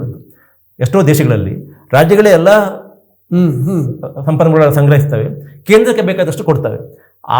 ಆ ಹಾದಿಯಲ್ಲಿ ನಾವು ಮುಂದುವರಿಬೇಕಿತ್ತು. ಯಾಕೆಂತಂದರೆ 75 ವರ್ಷಗಳಲ್ಲಿ ಎಲ್ಲ ರಾಜ್ಯಗಳು ಕೂಡ ಸಮಾನವಾಗಿ ಮುಂದುವರಿಬೇಕಿತ್ತು, ಸಮಾನವಾಗಿ ಅಭಿವೃದ್ಧಿಯನ್ನು ಸಾಧಿಸಬೇಕಿತ್ತು. ಯಾಕೆ ಇವತ್ತಿಗೂ ಕೂಡ ಉತ್ತರದ ಕೆಲವು ರಾಜ್ಯಗಳು ಅಭಿವೃದ್ಧಿಯಲ್ಲಿ ಹಿಂದುಳಿದಿದ್ದಾವೆ ಅನ್ನೋದಕ್ಕೆ ನಮಗೆ ಉತ್ತರ ಕೊಡಿ. ಯಾಕೆ ದಕ್ಷಿಣದಿಂದ ಎಷ್ಟೊಂದು ಸಂಪತ್ತು ಹರಿದು ಹೋದರೂ ಕೂಡ ಉತ್ತರದ ರಾಜ್ಯಗಳು ಇನ್ನೂ ಕೂಡ ಯಾಕೆ ಹಿಂದುಳಿದಿದ್ದಾವೆ ಅನ್ನೋಂಥ ಪ್ರಶ್ನೆಗೆ ಉತ್ತರನೇ ಇಲ್ಲ ಇವತ್ತು. ಸರ್, ಇನ್ನೆರಡು ಸಂಭವನೀಯ ಘನಘೋರ ದುರಂತಗಳ ಬಗ್ಗೆ ಮಾತಾಡ್ಬೋದು. ಅದ್ರಲ್ಲಿ ಒಂದು ಈ ಪೆಟ್ರೋಲ್ ಮತ್ತೆ ಡೀಸೆಲ್ ಅನ್ನ GST ವ್ಯಾಪ್ತಿಗೆ ತರಲಾಗುತ್ತೆ ಅನ್ನುವಂಥ ಚರ್ಚೆಗಳು ಆಗ್ತಿದ್ದಾವೆ. ಒಂದೊಮ್ಮೆ ಆ ಥರ ಏನಾರಾದ್ರೆ ಮತ್ತೊಂದು ಬರೆ ರಾಜ್ಯ ಸರ್ಕಾರ ಮತ್ತೊಂದು ಬರೆ ಆಗುತ್ತೆ. ಸೊ ಅದು ನನ್ನ ಪ್ರಕಾರ ಅದೊಂದು ದೊಡ್ಡ ಹೊಡೆತ ಬೀಳುತ್ತೆ. ಯಾಕಂದ್ರೆ ಈಗ ರಾಜ್ಯಗಳಿಗಿರುವಂತ ಒಂದು ಆದಾಯದ ಮೂಲ ಅಂತಂದ್ರೆ ಪೆಟ್ರೋಲ್ ಮತ್ತೆ ಡೀಸೆಲ್ ಮೇಲೆ ತೆರಿಗೆ ಆಗೋದು. ಅದನ್ನು ಕಿತ್ಕೊಂಡ್ಬಿಟ್ರೆ ಮುಂದೆ ಪರಿಸ್ಥಿತಿ ಏನಾಗುತ್ತೆ ನೋಡಿ. ಹಿಂದೆ ಎಲ್ಲಾ ಮಾರಾಟ ತೆರಿಗೆಗಳು ಕೂಡ ರಾಜ್ಯಕ್ಕೆ ಬರ್ತಿದ್ವು. ಓಕೆ, ಈಗ GST ಬಂದ ಮೇಲೆ ಬರೀ ಪೆಟ್ರೋಲ್ ಮತ್ತು ಡೀಸೆಲ್ ಮೇಲೆ ವಿಧಿಸ್ತಕ್ಕಂತಹ ಮಾರಾಟ ತೆರಿಗೆ ಏನಿದೆ ಅದು ಮಾತ್ರ ರಾಜ್ಯಕ್ಕೆ ಬರುತ್ತೆ. ಅದು ಯಾವುದೋ ಕಾರಣಕ್ಕಾಗಿ ಉಳಿಸಿಕೊಂಡಿದ್ದಾರೆ. ಅಟ್ಲೀಸ್ಟ್ ರಾಜ್ಯಗಳಿಗೆ ಅಷ್ಟಾದ್ರೂ ಇದೆ. ಓಕೆ, ಯಾಕಂದ್ರೆ GST ನೀವು ಹೆಚ್ಚು ಕಡಿಮೆ ಮಾಡಬೇಕಾದ್ರೆ ನೀವು GST ಕೌನ್ಸಿಲ್ಗೆ ಹೋಗ್ಬೇಕು, ಅಲ್ಲಿ ಒಪ್ಪಿಗೆ ಪಡಿಬೇಕು. ಅದು ದೊಡ್ಡ ಪ್ರೋಸೆಸ್. ಓಕೆ, ನಿಮ್ಗೇನೋ ರಾಜ್ಯಕ್ಕೆ ಒಂದು ಅಧಿಕ ಹಣಕಾಸಿನ ನೆರವು ಹಣಕಾಸಿನ ಅಗತ್ಯ ಬಿತ್ತಪ್ಪ, ಸ್ವಲ್ಪ ಜಾಸ್ತಿ ಮಾಡಬೇಕು ನಾವು ಯಾವುದೋ ಒಂದು ತೆರಿಗೆಯನ್ನ, ಅವಕಾಶ ಇಲ್ಲ. ಈಗ ನೀವು GST ಕೌನ್ಸಿಲ್ಗೆ ಹೋಗ್ಬೇಕು. ಈಗ ಉಳ್ಕೊಂಡಿದ್ದೇನು ಈ ಪೆಟ್ರೋಲ್ ಮತ್ತು ಡೀಸೆಲ್ ತೆರಿಗೆಯಲ್ಲಿ ಹೆಚ್ಚು ಕಡಿಮೆ ಮಾಡಿಕೊಂಡು ಸ್ವಲ್ಪ ಮ್ಯಾನೇಜ್ ಮಾಡ್ಬೋದು. ಈಗ ಕರ್ನಾಟಕ ಸರ್ಕಾರ ಅದನ್ನು ಮಾಡಿದೆ. ಓಕೆ, ಅದು ಸರಿಯಾ ತಪ್ಪ ಅನ್ನೋದು ಪ್ರಶ್ನೆ ಬೇರೆ. ಅಂದ್ರೆ ಅನಿವಾರ್ಯ ಸಂದರ್ಭಗಳಲ್ಲಿ ರಾಜ್ಯ ಸರ್ಕಾರಕ್ಕೂ ಕೂಡ ಸ್ವಲ್ಪ ಲಿವರೇಜ್ ಇರಬೇಕಾಗುತ್ತೆ, ಸ್ವಲ್ಪ ಸಾಧ್ಯತೆಗಳು ಇರಬೇಕಾಗುತ್ತೆ. ಈಗ ಅದನ್ನು ಕೂಡ ನೀವು ಅಲ್ಲಿ ಹಾಕಿಬಿಟ್ರೆ ಮತ್ತೆ ನೀವು ಎಲ್ಲದಕ್ಕೂ ಕೂಡ GST ಕೌನ್ಸಿಲ್ಗೆ ಹೋಗಿ ಅಲ್ಲಿಂದ ನೀವು ಶಿಫಾರಸುಗಳನ್ನು ತರಬೇಕಾಗುತ್ತೆ. ಸೊ ಈ ರೀತಿಯ ಕೇಂದ್ರೀಕರಣ ನನಗೆ ಅನಿಸೋ ಮಟ್ಟಿಗೆ, ನಾನು ಮತ್ತೆ ನಿಮಗೆ ಒತ್ತಿ ಹೇಳುವಂಥ ವಿಚಾರ ಏನು ಅಂತಂದ್ರೆ, ಈ ದೇಶ ರಾಜ್ಯಗಳಿಂದ ಆಗಿದ್ದು, ಈ ದೇಶದ ರಾಜ್ಯಗಳು ದೇಶದಿಂದ ಆಗಿದ್ದಲ್ಲ. ಈ ದೇಶ India that is Bharat shall be union of States. Okay, ಆದ ಕಾರಣ ಇಲ್ಲಿ ರಾಜ್ಯಗಳಲ್ಲಿ ಅತೃಪ್ತಿಯನ್ನು ಹೆಚ್ಚಿಸಿ, ಅದು ತೆರಿಗೆ ವಿಚಾರದಲ್ಲಿ ಇರ್ಬೋದು, ನದಿ ನೀರಿನ ವಿಚಾರದಲ್ಲಿ ಇರ್ಬೋದು, ಭಾಷೆ ವಿಷಯದಲ್ಲಿ ಇರ್ಬೋದು, ಸಂಸ್ಕೃತಿ ವಿಷಯದಲ್ಲಿ ಇರ್ಬೋದು, ವಿಶ್ವವಿದ್ಯಾಲಯಗಳ ವಿಚಾರದಲ್ಲಿ ಇರ್ಬೋದು, ನೀವು ರಾಜ್ಯಗಳಲ್ಲಿ ಅತೃಪ್ತಿಯನ್ನು ಹೆಚ್ಚಿಸಿದಷ್ಟು, ರಾಜ್ಯಗಳಿಗೆ ಅನ್ಯಾಯ ಆಗಿದೆ ಅನ್ನುವಂಥ ಭಾವನೆ ರಾಜ್ಯಗಳಲ್ಲಿ ದಟ್ಟವಾದಷ್ಟು ಈ ದೇಶದ ಏಕತೆಗೆ ಭಂಗ ಆಗುತ್ತೆ, ಈ ದೇಶದ ಸಮಗ್ರತೆಗೆ ಭಂಗ ಆಗುತ್ತೆ. ಇದನ್ನು ಮಾಡಲಿಕ್ಕೆ ಅವಕಾಶ ಕೊಡಬಾರ್ದು. ಯಾವುದೋ ಒಂದು ಪಕ್ಷ, ಯಾವುದೋ ಒಂದು ಸರ್ಕಾರ ಮಾಡಿದೆ ಅಂದಾಗ ಈ ದೇಶದ ಮಾಧ್ಯಮಗಳು, ಈ ದೇಶದ ಬುದ್ಧಿಜೀವಿಗಳು, ಈ ದೇಶದಲ್ಲಿ ಯೋಚಿಸುವವರು, ಈ ದೇಶದ ಜನಸಾಮಾನ್ಯರು ಇದನ್ನು ಪ್ರಶ್ನಿಸಬೇಕು. ಇದು ಆಗ್ತಾ ಇಲ್ಲ ಅನ್ನುವಂಥ ದುರಂತ. ಸರ್, ಮತ್ತೊಂದು ಸಂಭಾವನೀಯ ದುರಂತ ಅಂತ ನಾನು ಅನ್ಕೊಂತೇನೆ, ಇದನ್ನ ಕರಿತೀನಿ. ಏನಂದ್ರೆ ಡಿಲಿಮಿಟೇಷನ್ ಆದ್ರೆ, ಆ ಪ್ರಪೋಸಲ್ ಇದೆ, ಇನ್ನು ಅದು ಪ್ರಸ್ತಾವನೆ ಹಂತದಲ್ಲಿದೆ. ಬಟ್ ಹಂಗೇನಾದ್ರೂ ಆದ್ರೆ ಮತ್ತೆ ದಕ್ಷಿಣ ರಾಜ್ಯಗಳ ಈ ಲೋಕಸಭಾ ಕ್ಷೇತ್ರಗಳ ಸಂಖ್ಯೆ ಕಡಿಮೆ ಆಗುತ್ತೆ. 129ರಿಂದ ಅದು 103 ಆಗ್ಬೋದು ಅನ್ನುವಂಥ ಒಂದು ಅಂದಾಜು ಇದೆ. ಕರ್ನಾಟಕದ್ದು 28ರಿಂದ ಒಂದು 24 ಅಥವಾ 23 ಹಿಂಗ ಆಗ್ಬೋದು ಅನ್ನೋ ರೀತಿ ಇದೆ. ವಯಸ್ ವರ್ಷ ಉತ್ತರದ ರಾಜ್ಯಗಳು, ಬಿಹಾರ, ಉತ್ತರ ಪ್ರದೇಶ, ಮಧ್ಯಪ್ರದೇಶ, ಇವುಗಳ ಲೋಕಸಭಾ ಕ್ಷೇತ್ರಗಳ ಸಂಖ್ಯೆ ಹೆಚ್ಚಾಗುತ್ತೆ. ಆಗ ಒಂದು ರೀತಿ ರಾಜಕೀಯವಾಗಿ ಕೂಡ ಕೇಂದ್ರಕ್ಕೆ ದೊಡ್ಡ ಶಕ್ತಿ ಬಂದ್ಬಿಡುತ್ತೆ. ಅಂದ್ರೆ ಉತ್ತರ ಭಾರತವನ್ನ ಹೆಚ್ಚು ಗಮನದಲ್ಲಿ ಇಟ್ಕೊಂಡಿರುವಂತಹ ಕೇಂದ್ರ ಸರ್ಕಾರಗಳಿಗೆ ರಾಜಕೀಯವಾಗಿ ಇನ್ನಷ್ಟು ಶಕ್ತಿ ಬರುತ್ತೆ. ದಕ್ಷಿಣ ರಾಜ್ಯಗಳ ಮೇಲೆ ಅವ್ರಿಗೆ ಬಹಳ ಸುಲಭವಾಗಿ ದೌರ್ಜನ್ಯ ಮಾಡಬಹುದಂತ ಪರಿಸ್ಥಿತಿ ನಿರ್ಮಾಣ ಆಗುತ್ತೆ. ಇದು ಎಂಥ ದುಷ್ಪರಿಣಾಮವನ್ನು ಬೀರ್ಬೋದು ಅಂತ. ಓಕೆ, ಸೊ ಇದನ್ನು ಸ್ವಲ್ಪ ಬಿಡಿಸಿ ಹೇಳ್ತೇನೆ ನೋಡಿ. ಈಗ ನಮ್ಮಲ್ಲಿ 554 ಲೋಕಸಭಾ ಕ್ಷೇತ್ರಗಳಿದ್ದಾವೆ, 43 ಲೋಕಸಭಾ ಕ್ಷೇತ್ರಗಳಿದ್ದಾವೆ. ಕರ್ನಾಟಕದಲ್ಲಿ 224 ವಿಧಾನಸಭಾ ಕ್ಷೇತ್ರಗಳಿದ್ದಾವೆ, 75 ವಿಧಾನ ಪರಿಷತ್ ಕ್ಷೇತ್ರ ಇದೆ. ಸೊ ಕ್ಷೇತ್ರ ಅಂದರೆ ಸೀಟ್ಸ್ಗಳಿದ್ದಾವೆ. ಇದು ಹೇಗಪ್ಪ, ಈ ಸಂಖ್ಯೆ ಹೇಗೆ ನಿರ್ಣಯ ಆಗಿದ್ದು? 543, 224 ಇದು ಹೇಗೆ ನಿರ್ಣಯ ಆಗಿದ್ದು ಅಂತಂದರೆ, ಇದು ಜನಸಂಖ್ಯೆ ಆಧಾರದ ಮೇಲೆ ನಿರ್ಣಯ ಆಗಿದ್ದು. ಯಾವ ಜನಸಂಖ್ಯೆ ಆಧಾರದ ಮೇಲೆ? 1971 ಜನಗಣತಿಯಲ್ಲಿ ದೇಶದಲ್ಲಿ ಎಷ್ಟು ಜನಸಂಖ್ಯೆ ಇತ್ತು ಆ ಜನಸಂಖ್ಯೆ ಆಧಾರದ ಮೇಲೆ ಈ 543 ಮತ್ತು 224 ನಿಗದಿಯಾಗಿತ್ತು. ಅದನ್ನು ಹಾಗೇ ಉಳಿಸಿಕೊಂಡಿದ್ದೇವೆ. ಹೇಗೆ ಉಳಿಸಿಕೊಂಡಿದ್ದು ಅಂತಂದರೆ, ನಾನು ಆಗ ಹೇಳಿದ ಆ ಕಾರಣಕ್ಕೋಸ್ಕರ. ಒಂದು ವೇಳೆ ಅದನ್ನು ಪ್ರತಿ ಜನಗಣತಿ ಆದ ನಂತರ ಹೆಚ್ಚು ಕಡಿಮೆ ಮಾಡ್ತಾ ಬಂದಿದ್ರೆ, ಈಗ ನೀವು ಏನು ಆತಂಕ ವ್ಯಕ್ತಪಡಿಸಿದ್ರಿ, ದಕ್ಷಿಣದಲ್ಲಿ ಕಡಿಮೆ ಆಗೋದು, ಉತ್ತರದಲ್ಲಿ ಜಾಸ್ತಿ ಆಗೋದು, ಇದು ಯಾವತ್ತೂ ಸಂಭವಿಸ್ಬೋದಿತ್ತು. ಅದನ್ನು ತಪ್ಪಿಸಲಿಕ್ಕೋಸ್ಕರ ಇವರು 71ರಲ್ಲಿ ಫ್ರೀಸಿಂಗ್, ಅಂದರೆ ಫ್ರೀಸ್ ಮಾಡ್ತೇವೆ ನಾವು, ಈ ಸಂಖ್ಯೆ ಏನಿದೆ ಅದು 71 ಜನಗಣತಿ ಪ್ರಕಾರನೇ ಮುಂದಿನ ಆದೇಶ ತನಕ ಇರುತ್ತೆ ಅಂತ ಮಾಡಿದ್ದು ಅದಕ್ಕೋಸ್ಕರ. ಈಗ ಇದನ್ನು 2001ರಲ್ಲಿ 25 ವರ್ಷಕ್ಕೆ ಮತ್ತೆ ಮುಂದುವರಿಸಿದ್ರು. ಅದು ಮೊದಲು 25 ವರ್ಷಕ್ಕಿತ್ತು, ಆನಂತರ 25 ವರ್ಷಕ್ಕೆ ಈಗ ಮುಂದುವರಿದಿದೆ. 75ರಲ್ಲಿ ಆಗಿದ್ದು 2000 ತನಕ, 2000ದಲ್ಲಿ ಮತ್ತೆ 25. ಈಗೇನಾಗಿದೆ, ಇದು 2025-26ಕ್ಕೆ ಬಂದಾಗ ಮತ್ತೆ 25 ವರ್ಷಕ್ಕೆ ಇದನ್ನು ಮುಂದೆ ಹಾಕುವಂಥ ಒಂದು ಸಾಧ್ಯತೆ ಇಲ್ಲ. ಅಂತಂದರೆ 2011 ಜನಗಣತಿಯ ಪ್ರಕಾರ ಅಥವಾ ಇನ್ನೂ ಆಗಬೇಕಾಗಿರತಕ್ಕಂಥ 2021 ಜನಗಣತಿಯ ಅಂಕೆ ಸಂಖ್ಯೆಯ ಪ್ರಕಾರ ಹೊಸದಾಗಿ ನೀವು ಎಷ್ಟು ಯಾವ ರಾಜ್ಯಗಳಿಗೆ ಎಷ್ಟೆಷ್ಟು ಲೋಕಸಭಾ ಕ್ಷೇತ್ರಗಳು ಮತ್ತು ಎಷ್ಟೆಷ್ಟು ವಿಧಾನಸಭಾ ಕ್ಷೇತ್ರಗಳು ಅಂತ ನಿಗದಿ ಮಾಡಬೇಕಾಗತ್ತೆ. 71 ಮತ್ತು 2011 ಅಥವಾ 2021 ಮಧ್ಯೆ ಏನಾಗಿದೆ ಅಂತಂದರೆ, ದಕ್ಷಿಣದ ರಾಜ್ಯಗಳಲ್ಲಿ ಜನಸಂಖ್ಯೆ ಕಡಿಮೆ ಆಗಿದ್ದರೆ ಉತ್ತರಗಳ ರಾಜ್ಯಗಳಲ್ಲಿ ಜನಸಂಖ್ಯೆ ವಿಪರೀತ ಹೆಚ್ಚಾಗಿದೆ. ಈಗಲೂ ಹೆಚ್ಚಾಗ್ತಾನೆ ಇದೆ. ದಕ್ಷಿಣ ಕನ್ನಡದಲ್ಲಿ ಕೇರಳದ ರಾಜ್ಯಗಳಲ್ಲಿ ಕಡಿಮೆ ಆಗ್ತಾ ಇದೆ. ಹೌದು. ಓಕೆ, ಸೊ ಆಗ ಏನಾಗುತ್ತೆ, ನಿಮಗೆ ಕರ್ನಾಟಕ ಒಟ್ಟು ದಕ್ಷಿಣ ಭಾರತದಲ್ಲಿರತಕ್ಕಂಥ ಲೋಕಸಭಾ ಕ್ಷೇತ್ರಗಳ ಸಂಖ್ಯೆ ಕಡಿಮೆ ಆಗುತ್ತೆ. ಓಕೆ, ಕಡಿಮೆ ಆಗೋದು ಮಾತ್ರ ಅಲ್ಲ ಸರ್, ಕಡಿಮೆ ಆಗುತ್ತೆ ಅನ್ನೋದಕ್ಕಿಂತ ಹೆಚ್ಚಾಗಿ ಉತ್ತರಕ್ಕೆ ಹೋಲಿಸಿದಾಗ ಕರ್ನಾಟಕದ ಪ್ರಮಾಣ ಕಡಿಮೆ, ಅಂದರೆ ದಕ್ಷಿಣದ ಪ್ರಮಾಣ ಕಡಿಮೆ ಆಗುತ್ತೆ. ಅಲ್ಲಲ್ಲ ಸರ್, ಅತ್ಯಂತ ಲೋಕಸಭೆ ಒಳಗೆ ಅಲ್ಲಲ್ಲ, ನಾನು ಒಟ್ಟು ದಕ್ಷಿಣದ ಅಂದ್ರೆ ಈಗಿನ ಅಂದಾಜಿನ ಪ್ರಕಾರ 103 ಕ್ಷೇತ್ರ, 129ರಿಂದ 103. ಅದಷ್ಟೇ ಸಮಸ್ಯೆ ಅಲ್ಲ, ಸಮಸ್ಯೆ ಇರೋದು ನಾನು ಹೇಳ್ತಿರೋದು ಅದು ಬರೇ ಉತ್ತರ ಪ್ರದೇಶಕ್ಕಿಂತ ಸಂಖ್ಯೆಗಿನ್ನ ಕಡಿಮೆ ಆಗ್ಬಿಡುತ್ತೆ ಅಂತ. ಕರೆಕ್ಟ್. ಹೌದು, ಉತ್ತರದ ಯಾವುದೋ ಒಂದು ರಾಜ್ಯದಲ್ಲಿರತಕ್ಕಂಥ ಸಂಖ್ಯೆಗಳಿಗಿಂತ ದಕ್ಷಿಣದ ಅಷ್ಟೂ ರಾಜ್ಯಗಳ ಸಂಖ್ಯೆ ಕಡಿಮೆ ಆಗುತ್ತೆ, ರಾಜ್ಯಗಳ ಲೋಕಸಭಾ ಕ್ಷೇತ್ರಗಳ ಸಂಖ್ಯೆ ಕಡಿಮೆ ಆಗ್ಬೋದು ಅನ್ನೋ ಆತಂಕ. ಸೊ ಇದೇನಾಗುತ್ತೆ, ಇಲ್ಲಿ ರಿಲೇಟಿವ್ ಸ್ಟ್ರೆಂಗ್ತ್ ಉತ್ತರದ ರಾಜ್ಯಗಳಿಗೆ ಅತ್ಯಂತ ಹೆಚ್ಚು ಬಲ ಲೋಕಸಭೆಯಲ್ಲಿ, ದಕ್ಷಿಣದ ರಾಜ್ಯಗಳಿಗೆ ಅತ್ಯಂತ ಕ್ಷೀಣ ಧ್ವನಿ ಲೋಕಸಭೆಯಲ್ಲಿ. ಅದರ ಪರಿಣಾಮ ಏನಾಗ್ಬೋದು, ಈಗ ನೋಡಿ ಇಷ್ಟು ಧ್ವನಿ ಇದ್ದೇ ಓಕೆ, ಈಗೆಲ್ಲ ಆಗುತ್ತೆ ದಕ್ಷಿಣ ರಾಜ್ಯಗಳಿಗೆ. ಇನ್ನು ಧ್ವನಿ ಇನ್ನೂ ಕ್ಷೀಣಿಸಿದ್ರೆ ಏನಾಗ್ಬೋದು ಅಂತ ನೀವೇ ಊಹಿಸ್ತೀರಿ. ಓಕೆ, ಅಂದರೆ ಇದನ್ನು ಹೀಗೆ ಮಾಡಬೇಕಂತ ಇದಕ್ಕೆ ಪರಿಹಾರೋಪಾಯಗಳಿದ್ದಾವೆ. ಅಂದರೆ ಈಗ ಜನಸಂಖ್ಯೆ ಕಡಿಮೆ ಆಯಿತು ಅನ್ನೋ ಒಂದೇ ಕಾರಣಕ್ಕೋಸ್ಕರ ದಕ್ಷಿಣದ ರಾಜ್ಯಗಳ ಲೋಕಸಭಾ ಕ್ಷೇತ್ರಗಳ ಸಂಖ್ಯೆ ಕಡಿಮೆ ಆಗಬೇಕಂದ್ರೆ ಆಗಬೇಕಾಗೇನಿಲ್ಲ. ಅದಕ್ಕೆ ಬೇರೆ ಬೇರೆ ಪರಿಹಾರೋಪಾಯಗಳಿದ್ದಾವೆ. ಆ ಪರಿಹಾರೋಪಾಯಗಳನ್ನು ಬಳಸಿಕೊಂಡು ದಕ್ಷಿಣದ ರಾಜ್ಯಗಳ ಧ್ವನಿ ಲೋಕಸಭೆಯಲ್ಲಿ ಕಡಿಮೆ ಆಗದ ರೀತಿಯಲ್ಲಿ ಹೊಸದಾಗಿ ಡಿಲಿಮಿಟೇಷನ್ ಮಾಡಿದರೆ ತೊಂದರೆ ಆಗೋದಿಲ್ಲ. ಸದ್ಯಕ್ಕೆ ನಮಗೇನು ಗೊತ್ತಿಲ್ಲ, ಇದೊಂದು ಆತಂಕ ಇದೆ. ಸರ್, ನಾನು ಆ್ಯಕ್ಚುಲಿ ಇದನ್ನ ಈ ಚರ್ಚೆಯಲ್ಲಿ ಮುಗಿಸೋಣ ಅಂತ ಅಂದ್ಕೊಂಡಿದ್ದೆ, ಬಟ್ ಈ ಡಿಲಿಮಿಟೇಷನ್ ವಿಷಯ ಬಂದಾಗ ಇನ್ನೊಂದು ಪ್ರಶ್ನೆ ಕೇಳಬೇಕು ಅಂತ ಅನಿಸ್ತಿದೆ. ಏನಂದರೆ, ಈ ಕ್ಷೇತ್ರಗಳು ಹೆಚ್ಚು ಕಡಿಮೆ ಆಗುವ ವಿಷಯಕ್ಕೆ ಸಂಬಂಧಪಟ್ಟಂತೆ ಇತ್ತೀಚೆಗೆ ಆಂಧ್ರದ ಮುಖ್ಯಮಂತ್ರಿ ಚಂದ್ರಬಾಬು ನಾಯ್ಡು ಮತ್ತು ತಮಿಳುನಾಡಿನ ಮುಖ್ಯಮಂತ್ರಿ MK ಸ್ಟಾಲಿನ್ ಅವರು ನಾವು ಕೂಡ ಜನಸಂಖ್ಯೆ ಹೆಚ್ಚು ಮಾಡ್ಕೊಳ್ಬೇಕು ಅನ್ನೋ ಕಂಟೆಕ್ಸ್ಟಲ್ಲಿ ಮಾತಾಡಿದರು. ಬಟ್ ಅದು ಅಂದರೆ ನಾವು ಏನೋ ರಾಜಕೀಯ ಕಾರಣಗಳಿಗೋಸ್ಕರ ಜನಸಂಖ್ಯೆನ ಹೆಚ್ಚು ಮಾಡ್ಕೊಂಡ್ಬಿಟ್ರೆ ಅದು ಅಭಿವೃದ್ಧಿ ಮೇಲೆ ಹೊಡೆತ ಬೀಳಲ್ವಾ, ಅಭಿವೃದ್ಧಿಗೆ ಸಮಸ್ಯೆ ಆಗಲ್ವಾ ಅಂತ. ಇಲ್ಲಿ ಎರಡು ವಿಷಯಗಳಿದ್ದಾವೆ. ಒಂದು, ಜನಸಂಖ್ಯೆ ಹೆಚ್ಚಾದರೆ ಅಭಿವೃದ್ಧಿಗೆ ಮಾರಕ ಅಥವಾ ಅಭಿವೃದ್ಧಿಗೆ ತೊಂದರೆ ಆಗುತ್ತೆ ಅನ್ನುವಂಥ ಒಂದು ಸಿದ್ಧಾಂತ ಏನಿದೆ, ಆ ಸಿದ್ಧಾಂತ ಸುಳ್ಳು ಅಂತ ಪ್ರೂವ್ ಆಗಿದೆ.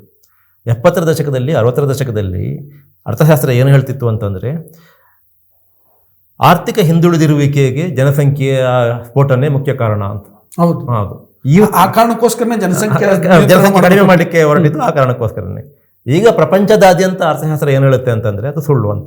ಹಾಗೆ ನೇರವಾದ ಸಂಬಂಧ ಇಲ್ಲ. ಜನಸಂಖ್ಯೆ ಹೆಚ್ಚಳಕ್ಕೆ ಚೀನಾದ ಬೆಳವಣಿಗೆ ನೋಡಿದ್ರೆ, ಚೀನಾದ ಬೆಳವಣಿಗೆ, ಅದಕ್ಕಿಂತ ಹಾಂಗ್ಕಾಂಗ್ ಬೆಳವಣಿಗೆ. ಯಾಕೆ ಒಂದು ದೇಶದಲ್ಲಿ ಜನಸಂಖ್ಯೆ ಜಾಸ್ತಿ ಆದ ಕಾರಣಕ್ಕೋಸ್ಕರ ಅಲ್ಲಿ ಅಭಿವೃದ್ಧಿ ಕಡಿಮೆ ಆಗುತ್ತೆ ಅನ್ನೋದಕ್ಕೆ ಯಾವ ಆಧಾರನೂ ಇಲ್ಲ. ಆರ್ಥಿಕವಾಗಿ ಯಾವುದೇ ರೀತಿಯ ಸಂಬಂಧ ಇಲ್ಲ ಅಲ್ಲಿ ಅನ್ನೋದು ಈಗ ಪ್ರೂವ್ ಆಗಿದೆ. ಆದ ಕಾರಣ ನೀವು ಜನಸಂಖ್ಯೆ ಜಾಸ್ತಿ ಆಗಿಬಿಟ್ರೆ ಅಕಸ್ಮಾತ್ತಾಗಿ ಆರ್ಥಿಕ ಅಭಿವೃದ್ಧಿ ದೃಷ್ಟಿಯಿಂದ ಅದು ಸರಿಯಾದ ಕ್ರಮ ಅಲ್ಲ ಅಂತ ಹೇಳೋದು ಅಷ್ಟೊಂದು ಸಮಂಜಸ ಅಲ್ಲ.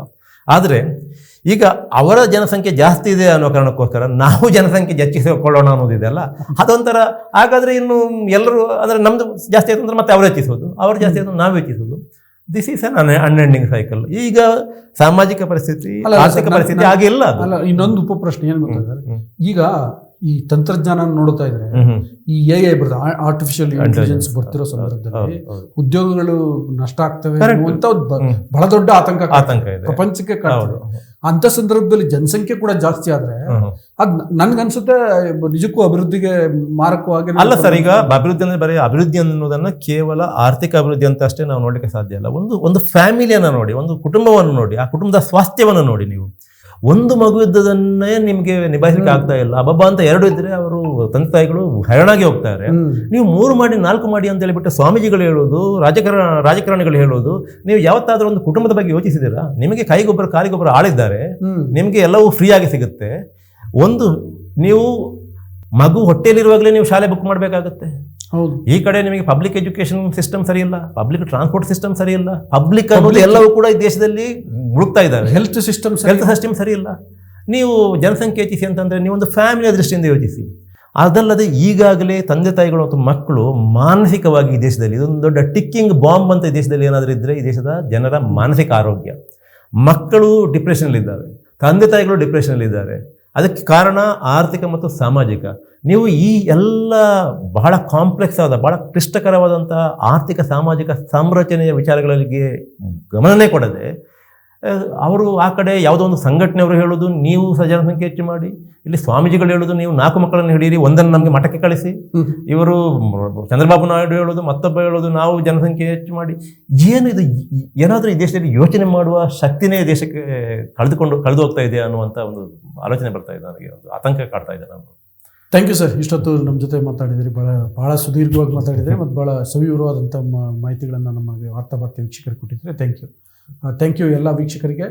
ಮತ್ತು ಕಡೆಯದಾಗಿ ಮತ್ತೊಂದು ಮನವಿ ಏನಂತಂದರೆ, ವಾರ್ತಾಭಾರತಿಯನ್ನು ವೆಬ್ಸೈಟನ್ನು, ಫೇಸ್ಬುಕ್ಕನ್ನು, ಯೂಟ್ಯೂಬ್ ಚಾನಲನ್ನು, ಇನ್ಸ್ಟಾಗ್ರಾಮನ್ನು ಸಬ್ಸ್ಕ್ರೈಬ್ ಮಾಡಿ, ಲೈಕ್ ಮಾಡಿ, ಶೇರ್ ಮಾಡಿ. Thank you.